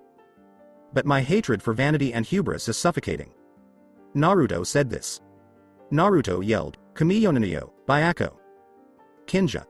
Shinigami. Seiryu. The beasts that he had spoken of came out of the mandala and sat down next to him. Deal with them. The beasts about the size of men, except for Seiryu, charged at the monks while Naruto stood still. A monk yelled, what is this? Is this Suna's puppetry? As the Byako tore his throat off. The Shinigami's scythe cut the monks in half, killing them all in a flash. It was the Seiryu that had the most kills because it used its huge size to fight the monks. Many of the monks were hurt when the Kinja hit them with its whip. Like body. The golden snake broke bones and caused internal bleeding. Over the next few minutes, Tatakai was the only one still alive. He tried to get up, but the Byako pinned him to the cold floor. As the leader of the monks, Tatakai would know where the object was, so Naruto stood next to him. The Naruto asked, where is it? The Byako put more stress on Tatakai's back, which made him grunt in pain. I was sworn to. The Byako put more pressure on Tatakai's back, which made him cough up blood. Another time, Naruto asked, tell me where it is. But this time he meant to kill. Tatakai looked to the left and saw a building. Naruto, however, saw where his eyes went and also saw the building. Tatakai choked out, no. Naruto unlocked the door that wouldn't let him in. He looked into the building and saw a katana with a straight blade sitting on a pedestal. The black blade of the katana looked like it sparkled. The handle was black with a white spot in the middle. There was no guard, which was great for the blonde. And from the pommel, a black rope and a black chain came out. The black chain was 1 meter and 3 inches long, and the black rope was 1 meter long. Tatakai watched with worry as Naruto grabbed the katana. He looked at the gun in his right hand. Naruto used his superhuman strength to break the sword in half before putting his other hand on the blade. He threw the broken pieces of the blade toward Tatakai. With more force, Naruto asked, where is it really? Tatakai did not answer. Instead, he glared at the blonde while the tiger on his back held him down. He was rewarded for his silence by the Byako's claws digging into his back. This made Tatakai cough up more blood and grimace in pain. Tatakai could not hold it together anymore. That man with the red eyes had killed so many monks while doing nothing to show it. Tatakai took a quick look at a unique carving in the building that Naruto was leaving. A yin yang symbol seemed to be protected by swirling whirlwinds in the carving. As Tatakai warned, Naruto's Sharingan saw the look and the dojutsu user walked up to the carving without stopping. He rubbed his hand over the carving to get it out of the snow and looked at it. The object was hidden in the mechanism. All he had to do to get to it was push a button. Naruto pressed his fingers against the 2 dots that were in the signs. He also heard a clicking sound coming from the carving. The whirlwinds moved away from the yin yang symbol, and the symbol itself grew bigger, turning into 2 magatama. That's when a hilt that was the exact same shape and color as the fake Naruto broke out. It even had the black rope and chain tied to the blade. The blonde grabbed the hilt and took the katana out of its stone sheath. He also noticed that the sword didn't have a guard. The blade was straight, black, and looked so very sharp. He had heard stories about this blade from Madara. The old goat even told him that he had spent most of his life looking for the sword, even when he was fighting the Senju clan. His words meant that the sword could cut through anything and was open to chakra, especially wind chakra. Naruto tested the idea by putting his hand near the blade. Just as he was about to touch it, a big cut appeared on the palm of his hand. The sharp blade cut him even though he hadn't touched it. Naruto smiled with pride as he held the legendary sword that he had been looking for years. Tanbogiri. No. Tsurugi, dragonfly cutting sword. Legend told of a sword imbued with the speed of lightning and the sharpness of wind, and that one day a dragonfly landed on the blade where it was cut in two by just the simplest touch. Naruto spoke as he held the mythic sword. The blonde in armor walked up to Tatakai, who still had the Tanbogiri in his hand. "Thank you for working with me," Naruto said with thanks. Finally, he stuck the Tanbogiri right through Tatakai's head, going all the way through his skull. Naruto called up 4 masked beasts, but they disappeared in clouds of dust. Naruto felt like it was time to leave. Iwagakure, at the same time. The Tsuchikage was working on his paperwork while sitting behind his desk. He really hated being in Tsuchikage's place. With his dust release, he just wanted to destroy all of his papers. His mind went to his ninja, though. Some of his shinobi had gone missing not long ago. He knew that some Iwa ninja were angry because they had lost in the land of water. He hoped the ninja who had gone missing would soon come back to the village. Because of the akatsuki, especially Ryu Yokazi, they had already lost. What a pain it was for him to want to use the Sharingan to choke that babe. He had heard about Yokaze's adventures in Konoha and the Iwa shinobi stationed in the land of water, so he thought he might be able to get Yokazi to join his village. He rubbed his back to make it feel better because it hurt every time he thought about something for too long. He might have been old. As if he hadn't been through enough pain already. His granddaughter came in the door. Kuretsuchi said, "Hey Gigi." With a big smile. Noki mumbled something that didn't make sense. Noki crossed his arms and said, "Not now Kuretsuchi, I don't have time for you." "Oh, don't be like that, Gigi. You know you should probably step down and have someone else become Tsuchikage," said Kuretsuchi. It was hard for her grandfather to give up the title, though. He was a stubborn old man. Noki snarked and said, "Go away, Kuretsuchi." Kuretsuchi smiled even bigger. She loved bothering her grandfather and making fun of his age, which made him mad. I asked Gigi, "What's wrong? You're not as cranky as you usually are." Kuretsuchi replied. Noki decided to ignore her in the hopes that she would leave. Kuretsuchi finally gave in after a short time and quickly left the office. Noki said, "Damn Kuretsuchi." "Oki," a dark voice behind the cage said, "you should be happy with the family you have." When Noki turned around, she saw a man wearing black armor that looked like it belonged to a samurai and a black coat with red flames on it. The man wore a mask that looked like a scary skull and had 10 red lines on the left side of it. His hood was up. The man was having fun while holding a kunai in his hands.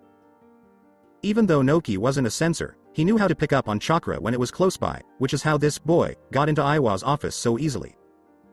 The man in the mask spoke again before the cage could answer. "A family who love you deeply, even though they are annoying and have flaws, as I just saw with your granddaughter," the man said. When he was done talking, he seemed to sigh, as if he missed what he had. "Who are you? How did you get into my office? And are you here to assassinate me?" asked Ohnoki swiftly. The man put his index finger up and said, "One question at a time." Tokasaburo gasped, "Now as for who I am Ryu Yokazi." He could now clearly see his Sharingan working. "Remember how I got into the village? I just walked in," the man said. Noki didn't know whether to scowl or sigh at the man, but the direct answer made him sweat a little. "And I'm not here to kill you. I'm here to warn you and return these," Ryu said as he took some from the inside pocket of his coat. He had at least 5 Iwagakure headbands in his hands. Some of them were torn and dirty, and all of them had blood on them. Oki clenched his teeth in anger as he threw them on the old man's desk. "They were hired by an elder of Konohagakure, and I think you know his name is Danzo Shimura." This made Noki stop being angry and look confused instead. He knew what kind of person Danzo was because he used sneaky moves and thought out plans to get the upper hand over his enemies, like Noki. "And keep your shinobi in check or I'll come back for their families. Where afterward they will be wishing to die." for I can also use underhanded tactics. That is my only warning. Sternly warned Rai. Then Ryu jumped off the windowsill and disappeared into the night wind, leaving Noki scared and broken. The old man hadn't felt this way since meeting the Madara Uchiha. The watery land after a few hours. After all the fuss about Ryu's capture was over. The Mizukage was very happy that the member of the Akatsuki was okay, and Konan was glad that Ryu was back. The Mizukage gave them a new hotel because their old one was damaged when they were caught by surprise. When they got to their rooms, Ryu took off his coat and the armor that was on his arms. H laid down on his bed and sighed. Today had been very busy. He was first caught and put in a dark room. Then he met Danzo and tried to recruit him for root. Finally, he found the Tanbogiri. No. Tsurugi. Which would be sent to him right away. He was about to fall into a neutral state of sleep when there was a loud knock at his door. The chakra mark outside the door told him it was Konan. He walked up to the door to meet his partner, but when he turned the knob, he was met with a bunch of paper sheets suffocating him. The paper quickly wrapped around his arms and legs, making it hard for him to move. Not at all, Ryu wasn't scared. Konan only wanted to talk to him and keep him from running away. The blue-haired woman finally walked through the door. She had taken off her akatsuki cloak, which let Naruto see her without it. She was wearing a revealing navy blue robe with a long hemline that showed off her arms, the back and side parts of her cup breasts, and her belly, which was pierced around the navel. She was also wearing navy blue pants. She also held a kunai, probably for self-defense. But Naruto wasn't scared because he knew he could easily get out of the paper binds with his other Kamiyonanayo technique or his 9 masked beasts. Naruto got a little red in the face and wondered if he was in a genjutsu when Konan stepped on top of the bound blonde. But his Sharingan told him that he wasn't. He knew a man with white hair who might have loved being in this situation and would probably write about it in one of his sexy books. I have questions, so please answer them as best you can, Konan asked in a neutral tone. Ryu knew she had to act professional and hide how embarrassed she felt at the same time. Her first question, why did you meet with Zetsu all those nights ago? Made Naruto look at her with wide eyes.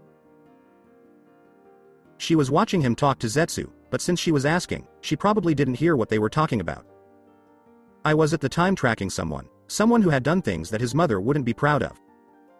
Naruto said with a grin.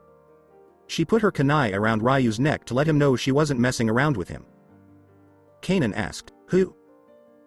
Someone who parades around with a name that's not his to begin with, who hides behind a mask because he's afraid of people seeing his visage, someone who puts the pieces in place within the shadows and behind closed doors. Naruto spoke without emotion. However, Naruto's eyes were so sharp that they could see through anything. Rai said, you've met him. Konan gave the man in the mask a small nod. He had met them before and still was. And Konan said, so he's not who he says he is. Naruto agreed. The kunai's hold on Naruto's neck loosened up. Kanan had always thought Tobi wasn't who he said he was. He is just a bitter loser who got friend-zoned and can't get over the fact that person died. Naruto went on.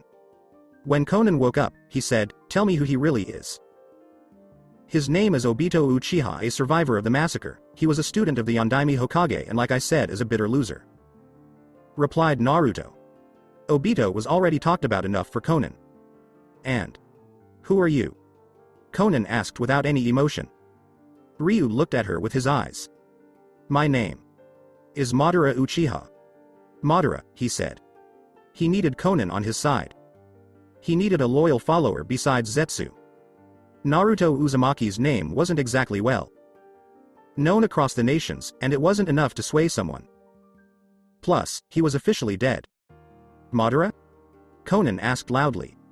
Naruto answered her question with a nod. You have blonde hair. Rai replied, you have blue. Konan replied, you look like you're in your late teens or early 20s. The loss of my power in my battle against Hashirama, so I had to extend my life by experimenting on my body, and what you see now is the end result. Told Naruto something that wasn't true. He asked, if you are who you say you are, what are your plans? Because killing Obito wasn't his only goal. Ryu gave it some thought. So she would think he was crazy. He had to take a chance and tell her about the Eye of the Moon plan and the infinite Tsukuyomi. I want to make a world of peace, joy, and love where there is only truth and no lies, no winners or losers, and history is written by the winners. When invading a country, each side thinks it is right to attack or defend, but their enemies think the opposite. In the same way, they only knew why Hashirama fought. They never wrote down why I fought. In this world, there would be no right or wrong. By collecting all 9 Biju and sealing them into the statue that Nagato can call forth, will I be able to bring the Jubi, 10 Tails, back to life? I will become its Jinchuriki and cast my eye on the moon, reflecting it over the world so that everyone is transported to a dream? Naruto spoke aloud. Conan looked at him over and over. This plan interested and tempted her. A world from dreams. Kanan asked, what would happen in this dream world? You can forge mountains, build cities, become a god. Even revive the dead. Naruto went on. Kunan paid close attention to everything Ryu said. Tsukuyomi. After that, Conan was taken to a white world that was empty. Naruto then showed up in front of her wearing a black kimono. This is what will happen, this is what the world I will create shall be. At first. Said Rai. And right in front of Conan's eyes, he changed completely, and a young Madara took his place.